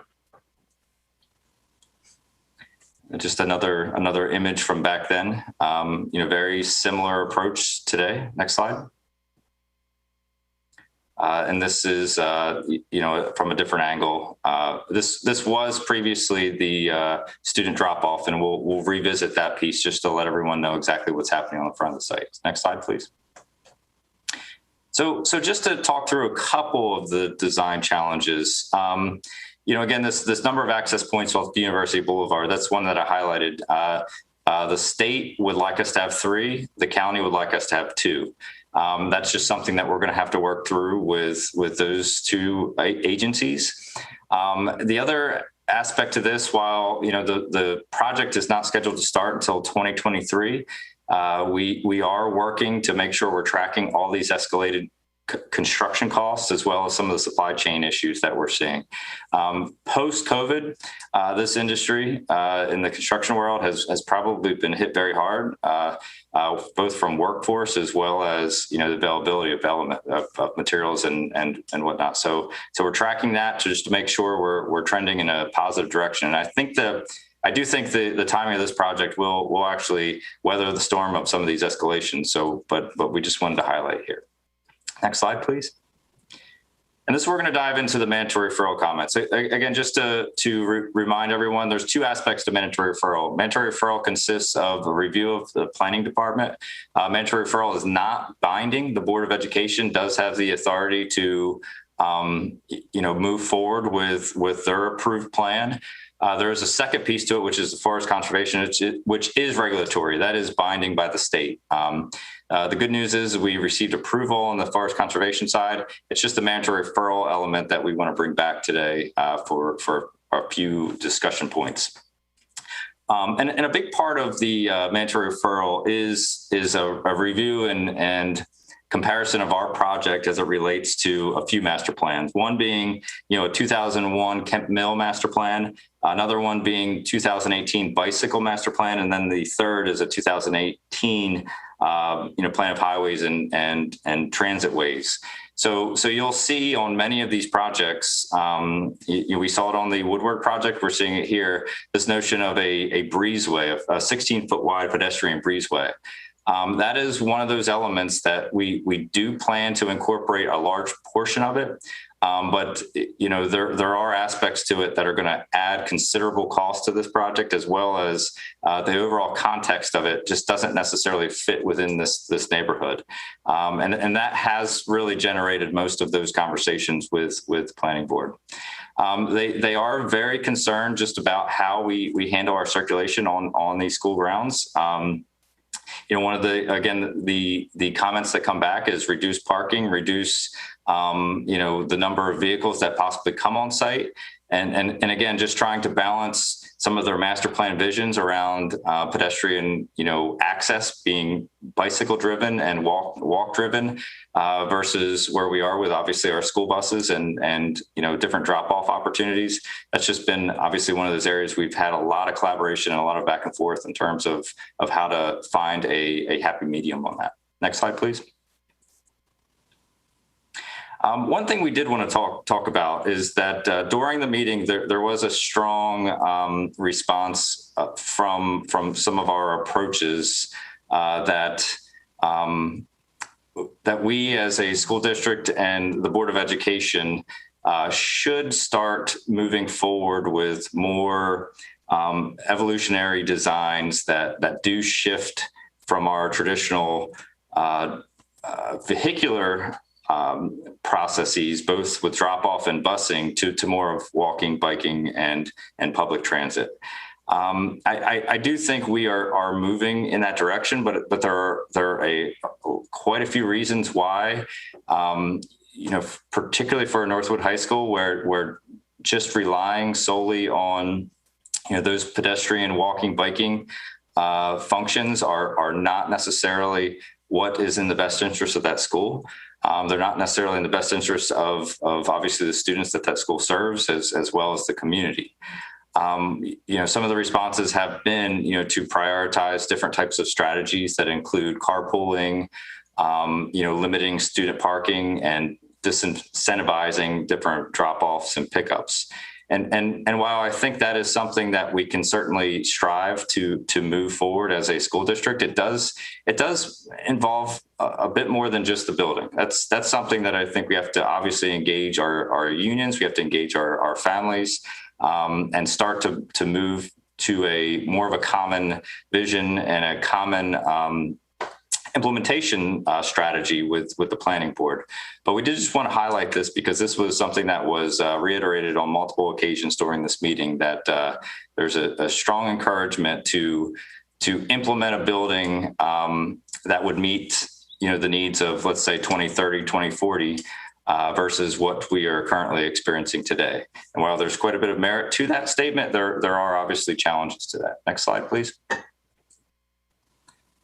Again, we did touch on the vehicular access points. Another piece is to reduce a lot of the drive aisles on site to the tightest extent possible. We have had experience with that. We've attempted to do that on schools such as Paint Branch and others, and that just doesn't always seem to work out with the expected intents that planning staff have. And then obviously, touching on the artificial turf, there are two commissioners that were very opposed to artificial turf. One being Commissioner Fanny Gonzalez, as well as Commissioner Patterson. That's a bit outside of the scope of the mandatory referral, but one that we wanted to bring back. And one that they have requested that at some point in the near future that the Board of Ed be able to have a dialogue with the planning board regarding our athletics approach. So again, just wanted to flag that, but I don't think necessarily bearing to the overall mandatory referral. Next slide, please. So here's just some images. So during this process, we did receive a sketch from the planning board, which is on the left, that shows what's probably a bit more in an urban design concept. And we wanted to show on the right the preliminary plan. As you can see, there's some similarities to it, but a big part of the request is to hide parking behind the buildings. I think we have an opportunity to do that in partial, but to do it in full does create some complexities from a site operational perspective. Next slide. So actually, one of the things that we have started to move forward is how do we find common ground? So if you start to see the two images here, the one on the left, planning board, the one on the right, what we're presenting to you all today is a revised plan. One of the comments is that let's not have cars parked out front of buildings, and we certainly agree with that. So the transition of the bus drop off from the Arcola side to the front of the building, so that space can dual purpose to both community space after school hours, as well as it not being necessarily blocking the view shed with vehicles. With bus operations, it's a very short time period during the day. And for us to be able to make that shift, it's definitely very feasible. The other aspect of this plan is that while we do have the student drop-off on the Arcola side, and we have shifted more parking to the back of the building, there still is parking on sort of flanking both sides of that site, as well as we've developed a sort of unofficial connector from the Arcola side to the Caddington side of the site at the rear of the building. We hope that that's not used very often, but it is something that, you know, in the spirit of collaboration with the planning board and planning staff, one that we thought we could certainly implement. We did shift a few things here and there, but as you can see, there's a bit more green space that we've been able to create at the rear of the site and sort of towards the Caddington side. Tried to tighten the building up a little bit more. You'll see the courtyard is just a little bit smaller in this plan than it was in the preliminary plans, and obviously circulation on site. This one shows the 2 access points.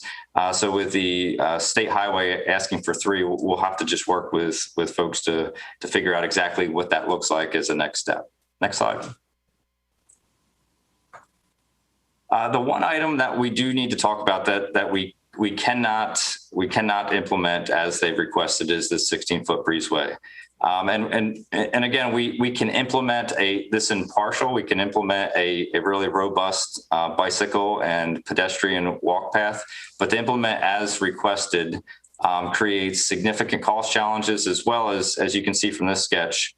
It would sort of dead end, you know, right in line with the one of the existing houses right on Caddington.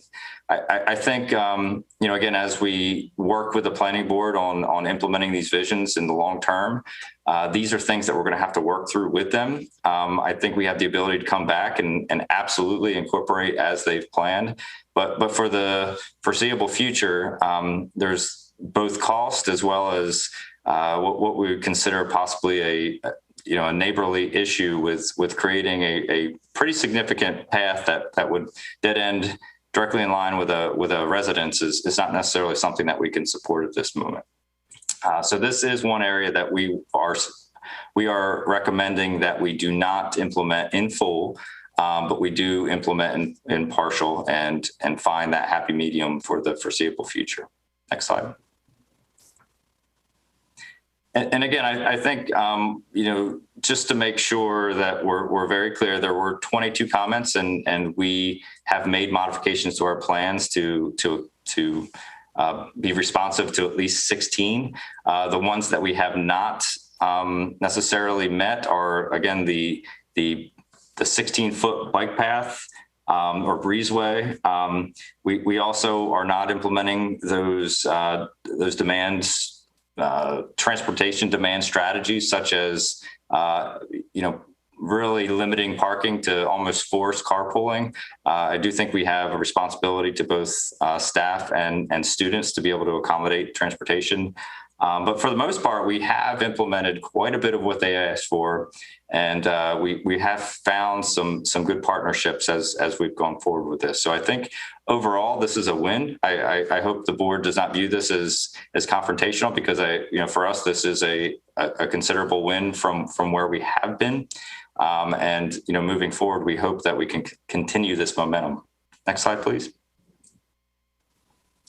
And so these next slides are just really to highlight the revised site plan. So again, this is focusing on shifting that bus loop to the front, student drop off to the Arcola side, working within what we're able to from a lighted control entrance out off of University. We've made connections at the rear of the building. We've enhanced, at that main entrance, there's significant grade at this site. So the first thing you will see when you pull into the new Northwood will be a pretty significant retaining wall. So we've made enhancements to that wall and really dressed it up from an architectural perspective. And then obviously we have shown opportunities for future expansion. But for this particular school, we do feel that 2,500 is that sweet spot where it does meet both state needs as well as our needs. Next slide, please. And these are just a few of the aerial views. You can see the existing architecture that we shared during preliminary plan stays. It's just a little bit of a change from an overall site perspective. Next slide. And this is that rear of the building from the stadium, which again looks at that left side is the common space side, which includes our auditorium, our PE spaces, our multi-purpose rooms, and then the main academic building to the right. Next slide. So next steps for us are really just to continue through the process, obtain the next level of permit requirements. The overall schedule, just to remind everyone, is to relocate Northwood to the Woodward High School building in 2023 and start construction for Northwood once that relocation takes place. And our goal is to complete the building, the primary portion of the building, in 2 years, and there most likely will be a portion of site work that continues into 2026, but that's the current schedule that we're on. The other next step would be, we do have a resolution for the board to consider, which would be to approve the current state of where we are with the overall design and transmit, that information back to the planning chair and planning staff following this meeting. Next slide. And so there we open up for discussion. Thank you, Seth. I'm going to start with Dr. Docker. The breezeway, yeah, it's kind of concerning. But thank you for the presentation. Really appreciate it. Ms. Silvestri. Mr. Adams, I think you said there were 20 asks from the planning board and 16 were achieved. Is that correct? Were those outlined in the memo that's on board docs, what you were able to accommodate? I don't think we have that specifically called out. There are a few that are within the board docs document, but for the most part, they really revolved around just the breezeway, as well as reducing parking and some of those other incentives around carpooling and those types of things.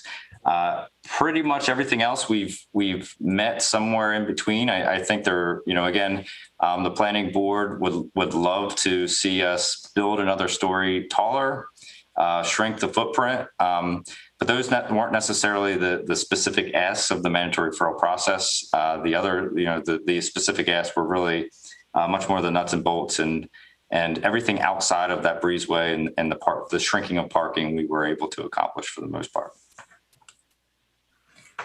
So to answer your question, no, it's not specifically highlighted point by point. Okay, thank you. That's all. Ms. O'Looney. I don't have any questions. I appreciate the addition of green space, and thank you for your work on this. Ms. Harris.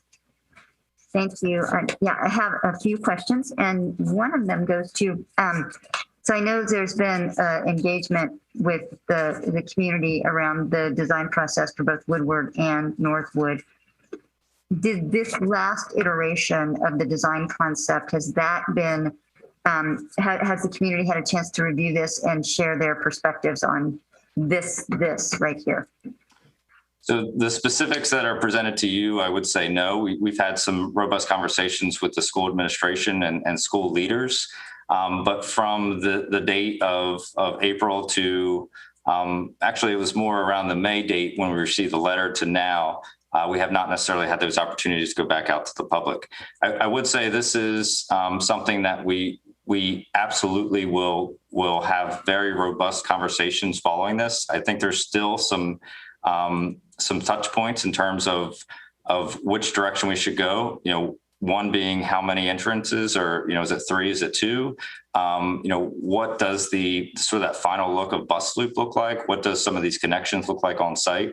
But to answer your question, no, we have not vetted this through very thoroughly with the overall community. It was essentially just a transition from planning comments to this meeting to share with the board the current state. Yeah, and I know the community is anxious to have some input. I did receive some questions from some community members that reviewed the materials on board docs. And one of the things, could you go a little more into detail, Mr. Adams, about the breezeway issue? I know the community has spoken to it as a safety concern after there was a crash on University Boulevard, I think in 2019, into one of the bus stops there on University, and that community is a robust user of public transit, and of course University is a major public transit route. So could you talk a little bit more? You said you've implemented some of the requests of the planning board about the 16-foot breezeway, but you mentioned both cost and at least the sort of, I guess it's the southeast side of the property, an issue with abutting residential property. So could you talk about what we can do and what we can't? Sure. So what I would say is the plan is a significant, drastic improvement to what you would see out there today. So I think, both the idea of a breezeway as well as actually what we're proposing, which is what I would call almost a modified breezeway.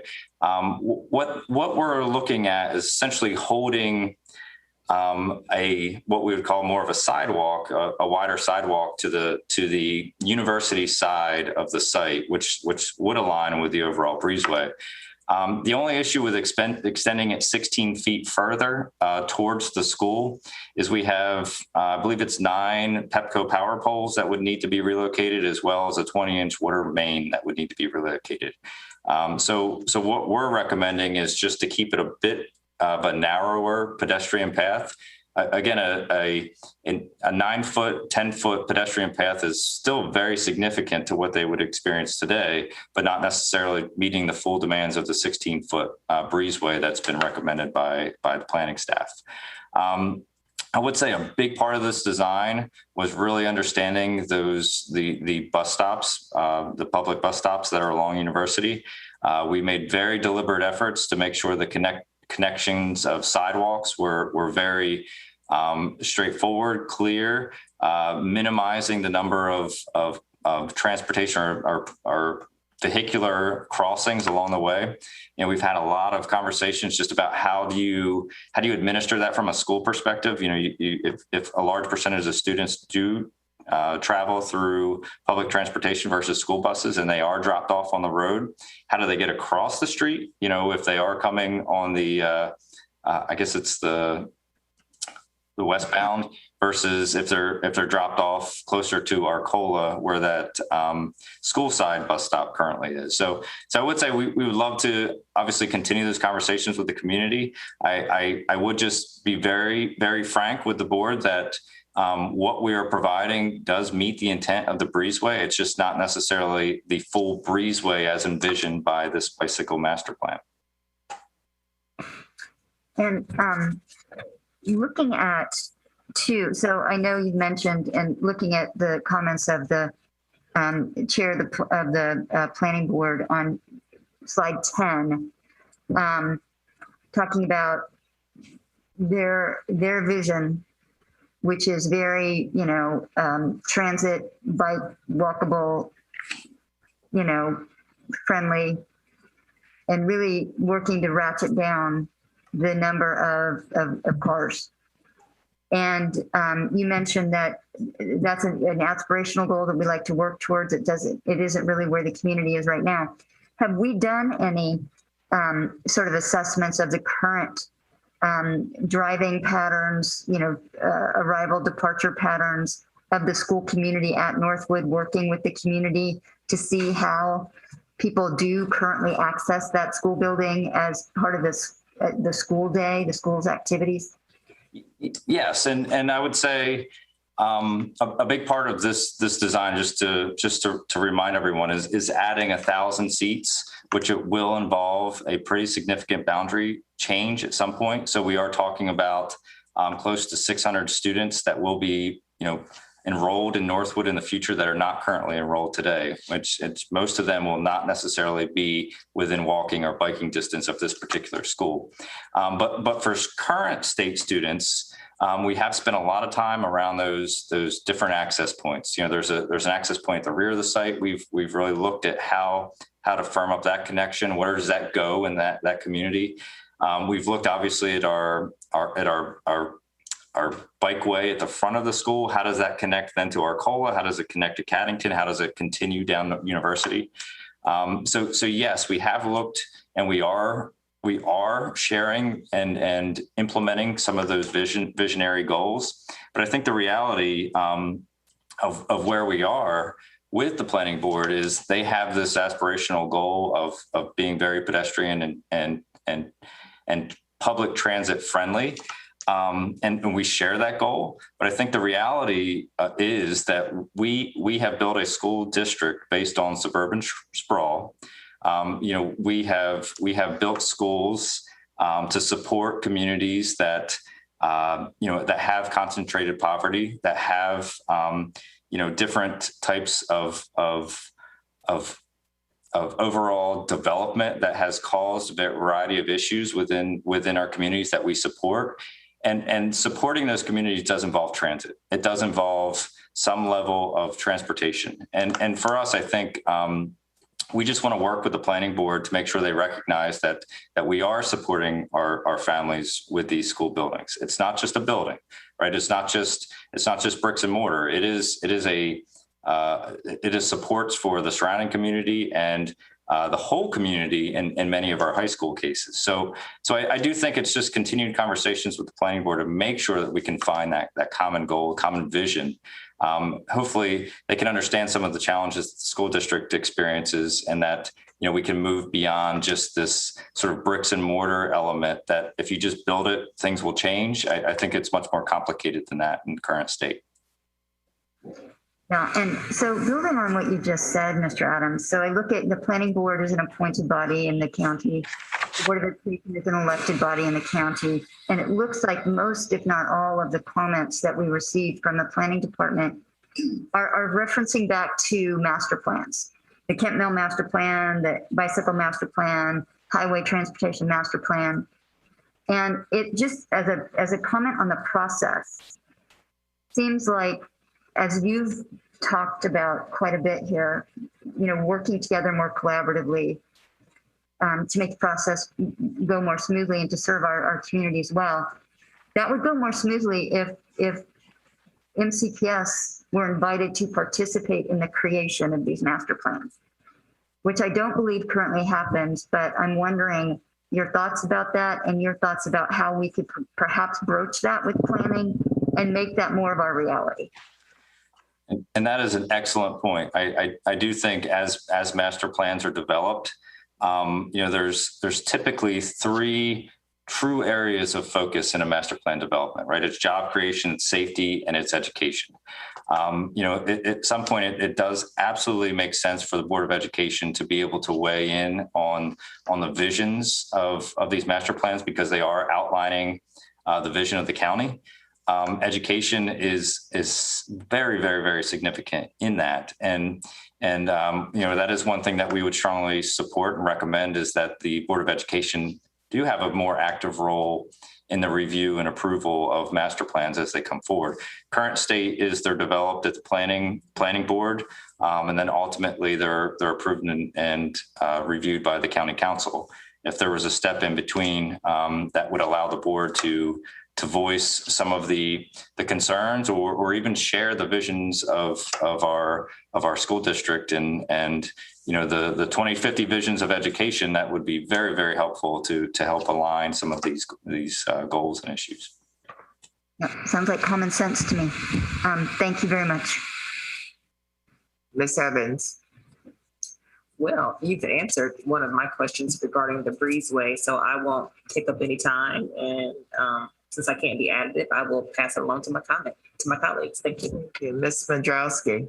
Yeah, I too just don't want to be repetitive. So I want to thank you for your work on this. I know that this has been really challenging and a long process already. So I will just say that I'm very interested in hearing more of the comments from the community as early on as possible.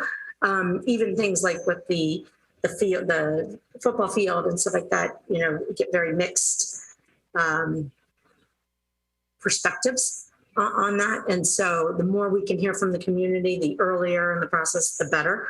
And I just wanted to comment in reference to what Ms. Harris said. We have asked the planning board for the ability to be more involved in the planning processes of master plans. So I'm not sure where things are with that, but I do think it's something we should continue to pursue over the, you know, as we go along. And thank you very much for all your work on this. Thank you. Thank you. Ms. O'Neill. Yes, I think threading the needle on this project, finding what works for us, what will meet the state requirements, what the desired outcome from the planning board, you know, is a difficult task. And I thank you. You know, the difference between aspirational and realistic, you know, sometimes I feel like with the planning board, and I don't mean to insult them, that they don't operate under the same understanding of the reality of the school system. I mean, we are building a school that's going to last 50 or 60 years. And if we make serious mistakes, you know, it's, I know some of our schools, the old Seneca Valley, there were enormous mistakes when that school was built in the 70s that we lived with until this year. So, and while I appreciate we need to move to be more climate friendly and move to more public transit and bicycle and pedestrian, we aren't there now. And I think about when summer school ends and those bus stops on University Boulevard fill up with kids going wherever they're going, and there's not even space on the ride-on buses, you know, getting to school, the reality that we live with now versus what we must aspire to are two different things. So, but safety has to always be a concern. And we are a gigantic resident in a community of neighborhoods. And so ending this breezeway at a neighborhood house doesn't sound like a very neighborly thing to do, or a very safe thing. I hold my breath even unless there's really dedicated safe bike lanes. The reality, unless we are changing our bell times, that kids are not riding to school in the dark at 6:30 a.m., you know, in the winter months. We have a certain reality that we live with. So I appreciate your efforts to accommodate everything with their recommendations. To find that sweet spot is not easy. And, you know, the issue about the field, you know, when we built the new paint branch, the decision was not made until absolutely the bitter end about whether there was going to be an artificial turf field, because we didn't know until well into the process of that project that there was going to be any money left to do it. So it's not a decision that has to be made this year or next year. That field probably will not be done until like 2026. So 2024 might be a time to make that decision. And there may be a total change in, you know, the nature of fields. Dr. Daka. Yeah, I agree with what Ms. O'Neill was saying about aspirational. That's where the planning board is. And when they talk about us wanting to have carpools, I don't know. They've okayed some projects, and I won't name them, that they thought were going to be walkable communities, and they're not. When you go into that community, people are not walking back and forth. They are still getting in their cars. And you're absolutely right about the transportation for students. I know for a fact that at Northwood there were too many kids being released from school at the same time and no buses. And there was a lot of jostling and pushing and problems caused by that. So they're going to have to, meaning the planning board, they're going to have to push to the county to say we need more transportation for some of these schools. And I'll bring up Blake as well. And my only question now is, do we have accommodations for their dance programs? Because that's one of the big programs there. Oh, absolutely. Absolutely. That was one, we took great pride in trying to meet their vision of that dance program. So 100% that we'll meet their expectations on that. Okay, thank you. Seth, did I understand you to say you had a resolution that you wanted to vote on?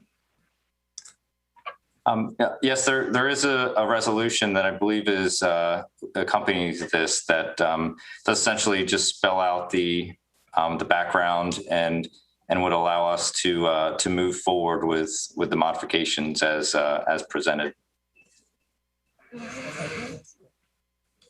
Okay, I don't have it in front of me. Hold on.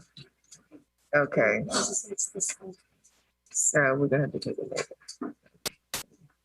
All right, I'm just going to read the whereas, the last whereas and the resolved. Whereas the Board of Education has reviewed and assessed the recommendations and comments of the Montgomery County Planning Board, now therefore be it resolved that the Board of Education approve the continuance of plans as designed to assure the Northwood High School addition facility upgrades project maintains all safety, operational, and programmatic goals, standards, and requirements, and be it further resolved that a copy of this resolution be forwarded to the Montgomery County Planning Board. Move approval. Second. Is there any further discussion? All in favor, raise your hand. And that is unanimous. Thank you. All right, we are up to item number 10. Dr. McKnight. Yes, thank you, President Wolf. So thank you, Mr. Mosman, for being here. And welcome, Principal Moses. We are excited to have you, Seth. We will continue to discuss with you the Ronald McNair Elementary School addition project. I know that community and school are excited about that addition and the project that is coming. And so we are grateful for the board's support on this work. And Seth, you and your office has worked with this commitment. So Seth, I will turn it over to you and you can go ahead and get us kicked off here to discuss McNair Elementary Addition Project. Well, thank you. Let me just start and say, it's been absolutely fantastic to work with Principal Moses. This has been a fantastic project for us. And obviously, bringing with us Ms. Kerrigan from the architectural side of things to walk us through today. We're very excited about this project. Just to give a little bit of recap on the project, though, this is I feel like a broken record on some of these. This has been a long time coming. It started out as constructing a new school to solve Matsunaga, McNair, and a few other capacity challenges. As Matsunaga's capacity started to decline, the ability to construct a brand new school just became less and less fiscally, eligible. But at the same time, the McNair population either stayed steady or grew over those years. So we're very excited to finally be able to put forward a solution for the McNair community that will solve their longstanding capacity challenges. So with that, I would like to turn it over to Ms. Moses to provide a few comments, and then following that, we'll dive right in.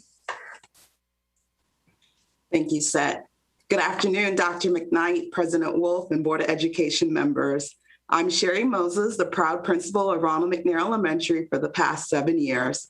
I am honored and humbled to be afforded the opportunity to represent the McNair staff, students, parents, and community. McNair Elementary serves over 800 scholars in pre-K through 5th grade. At McNair, we encourage our scholars to soar towards success by working hard and being nice. Our goal is to provide a quality education to every scholar where they are not only ready for middle and high school, but for the future. You may think McNair is a large school, and it is. However, one of the reasons that I've remained committed to serving the McNair community is the fact that it is truly a microcosm of the real world. Our student body is true Germantown, Maryland school, where we have a diverse population, various cultures and beliefs represented. The staff at Ronald McNair Elementary, which I hope becomes Dr. Ronald McNair Elementary, understands that we have an opportunity to shape the future by providing our students with the tools to acknowledge, respect, and honor the differences found around us in the world. As a matter of fact, it was our ability to serve our diverse community that earned us the 2017 Maryland Blue Ribbon and National Blue Ribbon Awards. My being here before you today says you heard and honored our voices from our years of advocacy for this vision. You may remember our community coming before you in our McNair Needs Room to Soar t-shirts.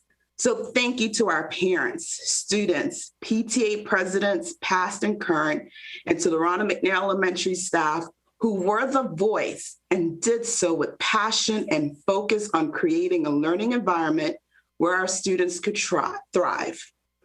We look forward to a McNair where our paraeducators are able to work with our scholars in rooms versus hallway nooks. We look forward to our students having space to get into severe weather positions where there are fewer bodies. We look forward to a functioning HVAC system that heats and cools our building effectively. We look forward to the removal of portables for increased safety of our students and reduction of vandalism. And we will look forward to an enhanced health suite and security entrance that is easy to access for all who visit our school.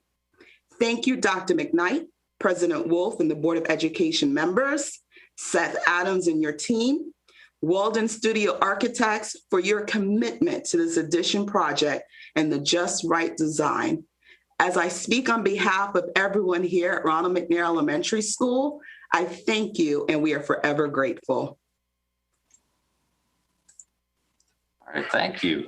If we could pull up the slides, we will dive right in. So next slide, please.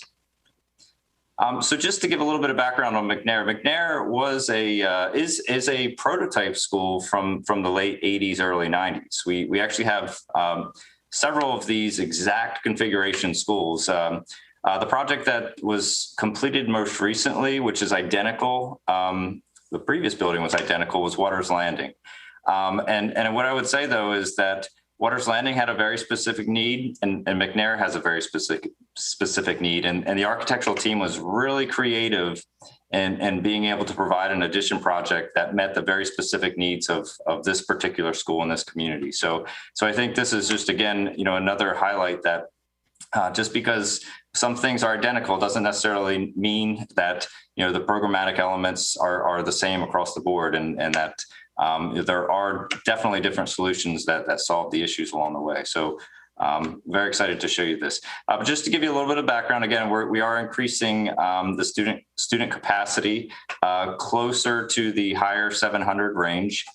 We are scheduled to award this contract later in 2022, later next year, with a completion date of August 2023. This project does include a relocation of the main office, which is a little bit different than what we've done in the past. But we definitely are very excited to be working with Ms. Moses and her team, as well as the architect, to meet the needs of this community, as well as be very creative in our solution moving forward. So with that, I will turn it over to Ms. Kerrigan to walk us through the next slides. Great. Thank you so much, Seth and Principal Moses and Montgomery County Public Schools Board of Education. My name is Krista Kerrigan. I oversee the K-12 Educational Design Studio at Walden Studio Architects. I'm the principal in charge and project manager for this project. And I will note school design projects for MCPS are kind of near and dear to my heart for many reasons, but one in particular, my husband has served as a teacher for MCPS for about 17 years. So it's an honor to serve McNair Elementary School staff, students, and community on this project. And so thank you for that. We can move right forward onto the next slide, and I'll just touch on a little bit of the site plan and the elements there. And actually, you could probably move on to the next slide, and I can just talk about the existing site in relationship to the new addition, just to help everybody kind of locate themselves here. The existing building is represented in the big white rectangular box in the center of the site. We've got Lehman Park bordering the site on the top of the site plan. On the left-hand side, we've got Eternity Road and the access into the car drop-off and main parking lot at the front of the school building. Along the kind of lower left-hand side of the site is the Hopkins Road, and that's the front face of the school where the school looks out to. Along the bottom of the site plan, there's Steeple Road, and that's where our bus loop, existing bus loop and drop off, enter and exit the site. And that bus loop continues to the back of the school with a service drive. Something unique about this site, as Seth mentioned, is that along this service drive, there's actually a really, really steep slope that extends all the way to the back corner of the site where the paved play and the playground are. There's a big ramp and slope there. So when we're looking at where to place the new addition, we kind of stayed clear of that side of the building. We could have, it would have just added a lot of additional challenges to put an addition there. One other thing I'll note on the site is the area that's in a light green color, kind of to the top left side of the existing building, and it's labeled Reclaimed Paved Play. That area is where we have 9 portable classrooms located currently. And the goal of the new addition project is to remove these portable classrooms and reclaim that space for paved play for the students. The goal of the new addition, you can see that indicated in kind of a light gray colored box right to the lower, kind of to the bottom of the existing white building. The goal is really just to expand the existing building to meet our educational and capacity needs for the school and community, and Seth shared those new updated numbers for you, provide better functionality, and provide the safest environment possible for students and staff. The new addition and design for the McNair Elementary School provides more classroom learning space for art, music, and dual purpose, administration space, and support spaces. The location that we've selected, and as Seth noted, it's a little different than Waters Landing. It's in the front of the school, and it allows us to provide a safe and secure entry sequence. It will allow for appropriate spatial adjacencies, which I'll get into further when we look at the floor plan, and will allow for all the spaces to meet the latest current educational specification requirements. You can go on to the next slide. Here is our floor plan, and just to help everybody kind of locate themselves, on the left-hand side of the floor plan, we have kind of a rectangular shape of all of the standard classrooms. On the right-hand side of the building is where we're looking at the new addition, and I'll point your attention to the area that's in a deep red color. That is the existing administration offices. And in the new design, what we're doing is we're repurposing those in converting them into support spaces that include small and large instructional rooms, staff development, reading, conference, and testing rooms. This location was really advantageous for us because they're centrally located for staff and students within the building for anybody to access easily. What this also allowed us to do is create a new administrative area, which is in the lighter pink color. This area is located directly below the support space, and it allows us to create a safe and secure entry sequence where visitors will enter into the front entrance vestibule, the new vestibule, from the main parking lot and car drop-off area, check in at the main office before being released into the rest of the school. This plan allows us to create a new health suite as well that meets all of the current educational specification requirements for size, and it has direct adjacency to the administrative offices as well. To the right of that red colored admin box are 2 new kindergarten classrooms. And it really, one of the main drivers for where we located this new addition was to allow those new kindergarten classrooms to be directly adjacent to their counterpart, other kindergarten and pre-K spaces. And what's also nice is that those new kindergarten spaces will walk out to the same playground for little kids that the other kindergarten and pre-K spaces walk out to. Another thing that I'll point out is there's 3 classrooms that are striped with a black line in the middle and the bottom of the plan. Those classrooms are currently the music and art and dual purpose rooms. However, they're actually the appropriate size for standard classrooms, and they're located directly adjacent to all the other standard classrooms. So when we were exploring the way to design this, we actually realized that converting those rooms back into standard classrooms made the most sense and were the most appropriate adjacencies to the rest of the rooms in the building. And the new addition then would house art, dual purpose, and music, which you can see in the very lower right-hand corner of the new addition. These spaces now also meet the current educational specification requirements. You can go on to the next plan, and I'll just touch on there's current McNair building is 2 stories. We're really not doing much on the second story, except for there's some existing support space that we're relocating to that support bay that I talked about just a second ago. On the second floor, we're converting that area to another additional classroom, which is also directly adjacent to the classrooms up there on the second level. You can keep going to the next slide. So the new addition is located to the right-hand side of this view. You can get a feel for the existing building on the left-hand side. And the new addition is a 1-story addition. It connects to the existing building with a new entrance canopy. We studied the spacing and dimensions of the existing building elements and tried to carry those into the new addition with similar building materials, colors, proportion, and rhythm. But we also tried to incorporate a little bit of a new refreshed feel with some blue metal panels as an accent color, which represent one of the school colors, some high clear story windows, which will help let natural light into the center of the building where we're repurposing support spaces. And also all of the new classrooms around the outside of the perimeter will have natural daylighting and views to the outside. If you go on to the next view, you can get a little bit of a zoomed in view of that new addition with a new space for a flagpole, new entrance canopy, looking at providing maybe some seating in kind of an entry plaza there. And that's where the new safe and secure entry vestibule will go. We also have the opportunity for some new building signage, a school logo, and some other playful elements there. You can keep working our way around the new addition on the next slide. You can see a higher volume box is where the music, art, and dual purpose rooms will go, which often require a little bit more height for proper acoustics or the activities that are taking place in those spaces. And if you work your way around to the next slide in the last view in 3D, we have the new bus drop-off canopy and seating area for students to gather when they're waiting for the buses. We also still have a secondary exit there for the building for the students coming in and out of the key bus drop-off peak hours. And lastly, we've added some overflow parking for staff in this area for off hours when it's not being used as a bus loop. And I think we have a 3D fly around video. If that is queued up, the animation could run. And with that, I can send it back to Seth or open us up for questions. Sure. Yeah. So just to recap, we would like to bring this project to the board early next year for contract award and obviously move very aggressively into the construction phases.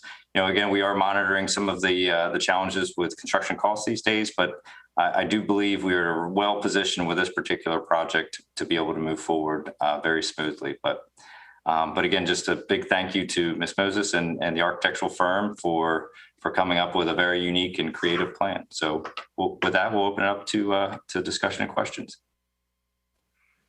Thank you, and thank you for the presentation.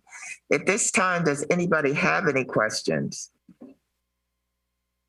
Carla, do you have any? Because there are none at the table. All right, then I have a resolution that the Board of Education approve the preliminary plans and report for the Ronald McNair Elementary School Addition Project developed by Walden Studio Architects and Planners. Sorry. Second. All in favor, raise your hand. And that is unanimous. Thank you. Okay, we're up to the consent items. Is there any item that anybody wishes to pull? Okay, Ms. O'Looney, you first. 11.5. 11 point. Sorry, what you said? Yeah. Ms. Harris? Okay, Ms. Silvestri? Yes, I'd like to pull 11.1, please, and 12.3. And Ms. Mandrowski, did you have? Okay, can I get a motion to move 11.2, 11.3, 11.4, 11.5? No, sorry, 6, six. In block. I move to move those in block, those listed in block. Second. All in favor, raise your hand. And that is unanimous. Ms. Oluni, you want to start with your question on 11.5? Yeah, I just had one question about this. I know water bottle filling stations are another issue that were of real interest to students, especially this year, coming out of this pandemic.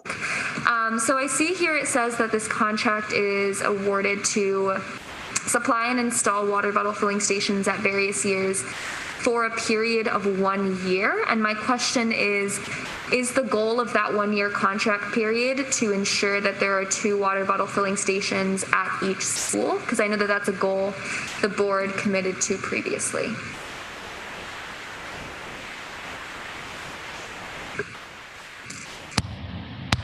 Yes, it is. I'll jump in. Yeah, we're intending on putting 2 water bottle filling stations at each school.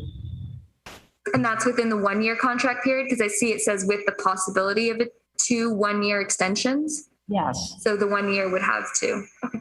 Yes. Great. Thank you so much. And just to clarify, we did the 1 year contract because there are multiple contractors involved in this. Certainly, if it was just a single contractor, we would not necessarily have to put in that 1 year cap. But this is just an approach to be as aggressive as possible in the implementation. So we hope to be absolutely done within well under a year, but that was just a provision of bringing in multiple contractors. And the goal of the 2 1 year extensions, would that be, is there a goal to replace all fountains to be in the system, or is there a goal in mind with the extensions? Well, and I think that would be in place to expand this beyond just 2. In a previous fiscal management update, we talked about 2 at all schools as a baseline, but we do recognize that particularly our high schools, middle schools, and even many of our elementary schools, 2 is just not necessarily the right number. So as we build out our capacity and we focus in on those specific schools to be able to give us the flexibility to continue the contract, would be a really nice possibility for us. Great. Thank you so much. Ms. Silvestri, you had 11.1. You had a comment? Just for 11. Hold up a second, Carla. Hold up. Okay, you wanted further comment on that? All right, hold up, Carla. We have further comment on 11.5. Yeah, I just wanted to, I'm so glad Ms. Oluni pulled this because I did want to just say this is a real victory lap we should be taking. And I want to, it wraps up so much work that this board has committed to going back to 2018 and, was reinvigorated with student advocacy. And I so appreciate that Mr. Adams and Dr. McKnight, when I said, can we use fiscal management committee to move this forward?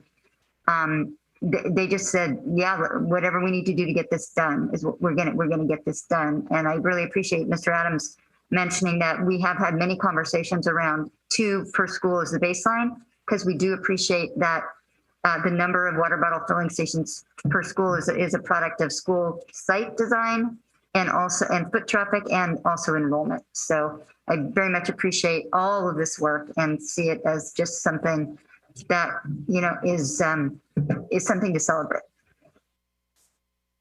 Thank you. Ms. Silvestri, 11.1. Yes, I just need to abstain from voting because there's a Montgomery College ACES contract there. So I just wanted to point that out. And the other one, 12.3. Thank you. So I'm going to hold off on 12.3 until we finish the consent items here. So can I get a motion to move 11.5 and 11. Let's move 11.5 first because, yes. Can I get a motion to move? Move approval. Second. All in favor, raise your hand. Thank you. Now, can I get a motion on 11.1? So moved. Can I get a Second. all in favor, raise your hand. And that is everybody except for Ms. Silvestri. Thank you. All right, we're up to the items for information. Ms. Silvestri, you had a question about 12.3? Yes, I wanted to better understand the differences in costs. There are digital signs for elementary schools, for middle schools and high schools, and it just says digital signs, yet there's huge price differences between just even 2 high schools or 2 middle schools. So I just wanted to understand our directives when we accept funding for things like this and why there is such discrepancy in cost. So that is a great question. One of the elements to the signs is not just the physical sign itself, but it's the infrastructure that goes with it. The power, the data, structural elements. Some of our signage includes brick veneer that wraps around. I'm sure some have seen some of those iterations along the way. The one thing with school signs, realistically, there is a zoning element that does not necessarily allow school signs. So one of the benchmarks when school signs are proposed is we still go back to our transportation and our permit folks to make sure the requested signage fits within acceptable range of what they would seem for educational use. But the cost swings is definitely related to the infrastructure. And that is one of the elements that from a standardization standpoint, we standardize, some of the physical elements that we know we have to come back and work on, that will be standardized, but the size of them, any of the infrastructure that's around it, any I would call beautification architecture that's included in it, that can greatly change pricing along the way with these particular installations. So you're saying the additional cost is because infrastructure that was needed to put up a sign that is essentially the same sign that's being put up in the other school? Sure. So some of these signs, again, there's nothing in the current location.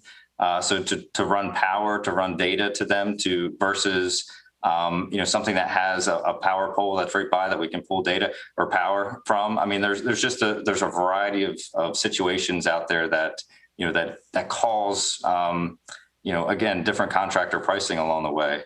But again, we look at it from making sure we can standardize the units themselves. But if there are school community asks that go above and beyond, we have typically supported those until they get to a point that may exceed both cost expectations, but even possibly some of the zoning elements that come along with signage. Thank you. So, Seth, I have a question about you're saying that some schools may go over and above the design that you're proposing. How do we decide what to allow and what not to allow? It seems to me if you've got standardization, that's what you should stick with so that there are no equity issues in this. No, I agree. I mean, I think there's different elements of design that some communities want to see that fits better within the architecture of an existing school. But overall, the policy on contributions has been, I guess, a difficult one, and one that we've had many conversations over the years with the board around, how do you standardize that? How do you involve a level of equity? There are caps to what communities can contribute or spend. And if they exceed them, they come back to the board for consideration. But below that, we try to work with the communities that are offering up some of these supports. But we have had to scale things back along the way when they start to exceed what we would consider, inequitable type of situations. But for the most part, we have been very supportive of communities that have tried to contribute financially to the schools. But certainly one that we could revisit with the full board, because I know it has been a controversial item for many, many years. Okay, I would like to have further discussion about that because to me that poses a real equity issue if you start talking about contributions in order to exceed the standard that you have set. Because once you set a standard, it should look the same at every school, other than whatever infrastructure changes that you might have to support. Brenda, I'd just like to add, the policy C&E sets a threshold. Well, two things. One, they can't pay for things that MCPS should provide. Like if you wanted to upgrade, to buy a new freezer for the school, that's a basic element that MCPS must provide for every school. The policy clearly states up to $50,000. That does not require a board approval. Over $50,000 does require a board approval. And I might add that up until about a year ago, we had been getting a yearly report on the expenditures. And then MCPS, I don't know what happened, but for a while we were not. It is important for us to see this, to see what schools are contributing. And we can certainly, as a board, review policy C&E, which is clear. And then also the policy C&D, which is the fundraising policy, which is the companion part. Well, I would like to get that report revived. I'd like to see the comparisons of what's been contributed by any individual school. I don't know that I would like the policy. It seems like interior signage is something the school system should be providing. Well, I think we should get a report on any contributions that the schools are making for anything so that we could take a look at it and ensure that we're providing equity across our schools. So, all right, we are up to item number 13. Can I get a motion to move item 13.1 through 3 in block? So moved. Second. Is there any discussion? Okay, no. All in favor, raise your hand. Thank you. And that is unanimous. Okay, I have now come to something that we all enjoy, and that's the appointment of the student member to a committee. So I'm just going to read the resolves at this point. It's resolved that the student member of the board, Hannah Oluni, be appointed to serve as a member of the board's Policy Management Committee until her term ends on June 30th, 2022. And be it further resolved that the composition of the board's Strategic Planning Committee be modified to allow the student member of the board, Hannah Oluni, to serve as a fourth member of the board's Strategic Planning Committee, and that she be appointed to serve until her term ends on June 30th, 2022. Can I get a motion? So moved. Second. All in favor, raise your hand. And that is unanimous. Thank you. I also have 2 new business items on behalf of the board. One is a naming correction for the Ronald McNair Elementary School. I'm going to start with just the last 3 whereases. Whereas the name Ronald McNair Elementary School does not reflect that Dr. McNair earned a doctoral degree, and whereas the Board of Education strives to recognize educational excellence and would like to honor the full breadth of Dr. Ronald E. McNair's achievements, and whereas in accordance with the Board of Education policy FFA, naming school facilities and Montgomery County Public Schools regulation, FFA-RA, naming school facilities, the Board of Education makes final decisions on renaming schools. Now, therefore, be it resolved that the Board of Education directs the Superintendent of Schools to correct the name of the Ronald McNair Elementary School by amending the school's name to Dr. Ronald McNair Elementary School no later than December 2021. Can I get a motion? So moved. Second. I have a question. All right, Rebecca? December 2021, just out of curiosity, why wouldn't we do it before, by the opening of school? Is it a matter of we need community feedback or? Well, at the time that we inquired, that was considered a reasonable period of time to get it done. Well, I mean, I'm not suggesting that all of the signage may be necessarily be completely done by then, but I just don't understand why we wouldn't, as the opening of the school year, say that you're now attending. Dr. Ronaldman here. I don't know. This week, they talked about it with the system, and they felt that December was a reasonable time period. Okay. I know they won't get everything done by December, but we're hoping to get the name on the outside of the building changed by December. Do you have any questions? Ms. Silvestri? Does this need to sit until our next board meeting? Yes, it will. It will. I'm so sorry. You're absolutely right. Thank you for that correction. It'll lay on the table until August the 24th. Thank you. We have a meeting July 27th. Well, my thing says it's going to lie on the table till August the 24th.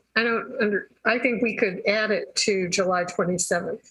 It's fine with me. It's fine with me. I mean, it should be accomplished sooner rather than later. And thank you. So we will add that. Next meeting. We will add that to the agenda for the next meeting. Thank you. Okay, so I have one other new business, and that's the examination of student achievement data for English speakers of other languages and Latino students. Okay. I'm going to just read the resolved on this, that the Board of Education amend examination of student achievement data for English speakers of other languages and Latino students to remove the specified project completion date of March 31st, 2021, and allow respondents to submit proposed project costs. This too will lie on the table until the next board meeting. Thank you. Okay, so we're right along. Item 14 is for information only. I'll now entertain a motion to adjourn. Move to adjourn. Second. I'm assuming there are no questions. All in favor, raise your hand. And that is unanimous. Thank you.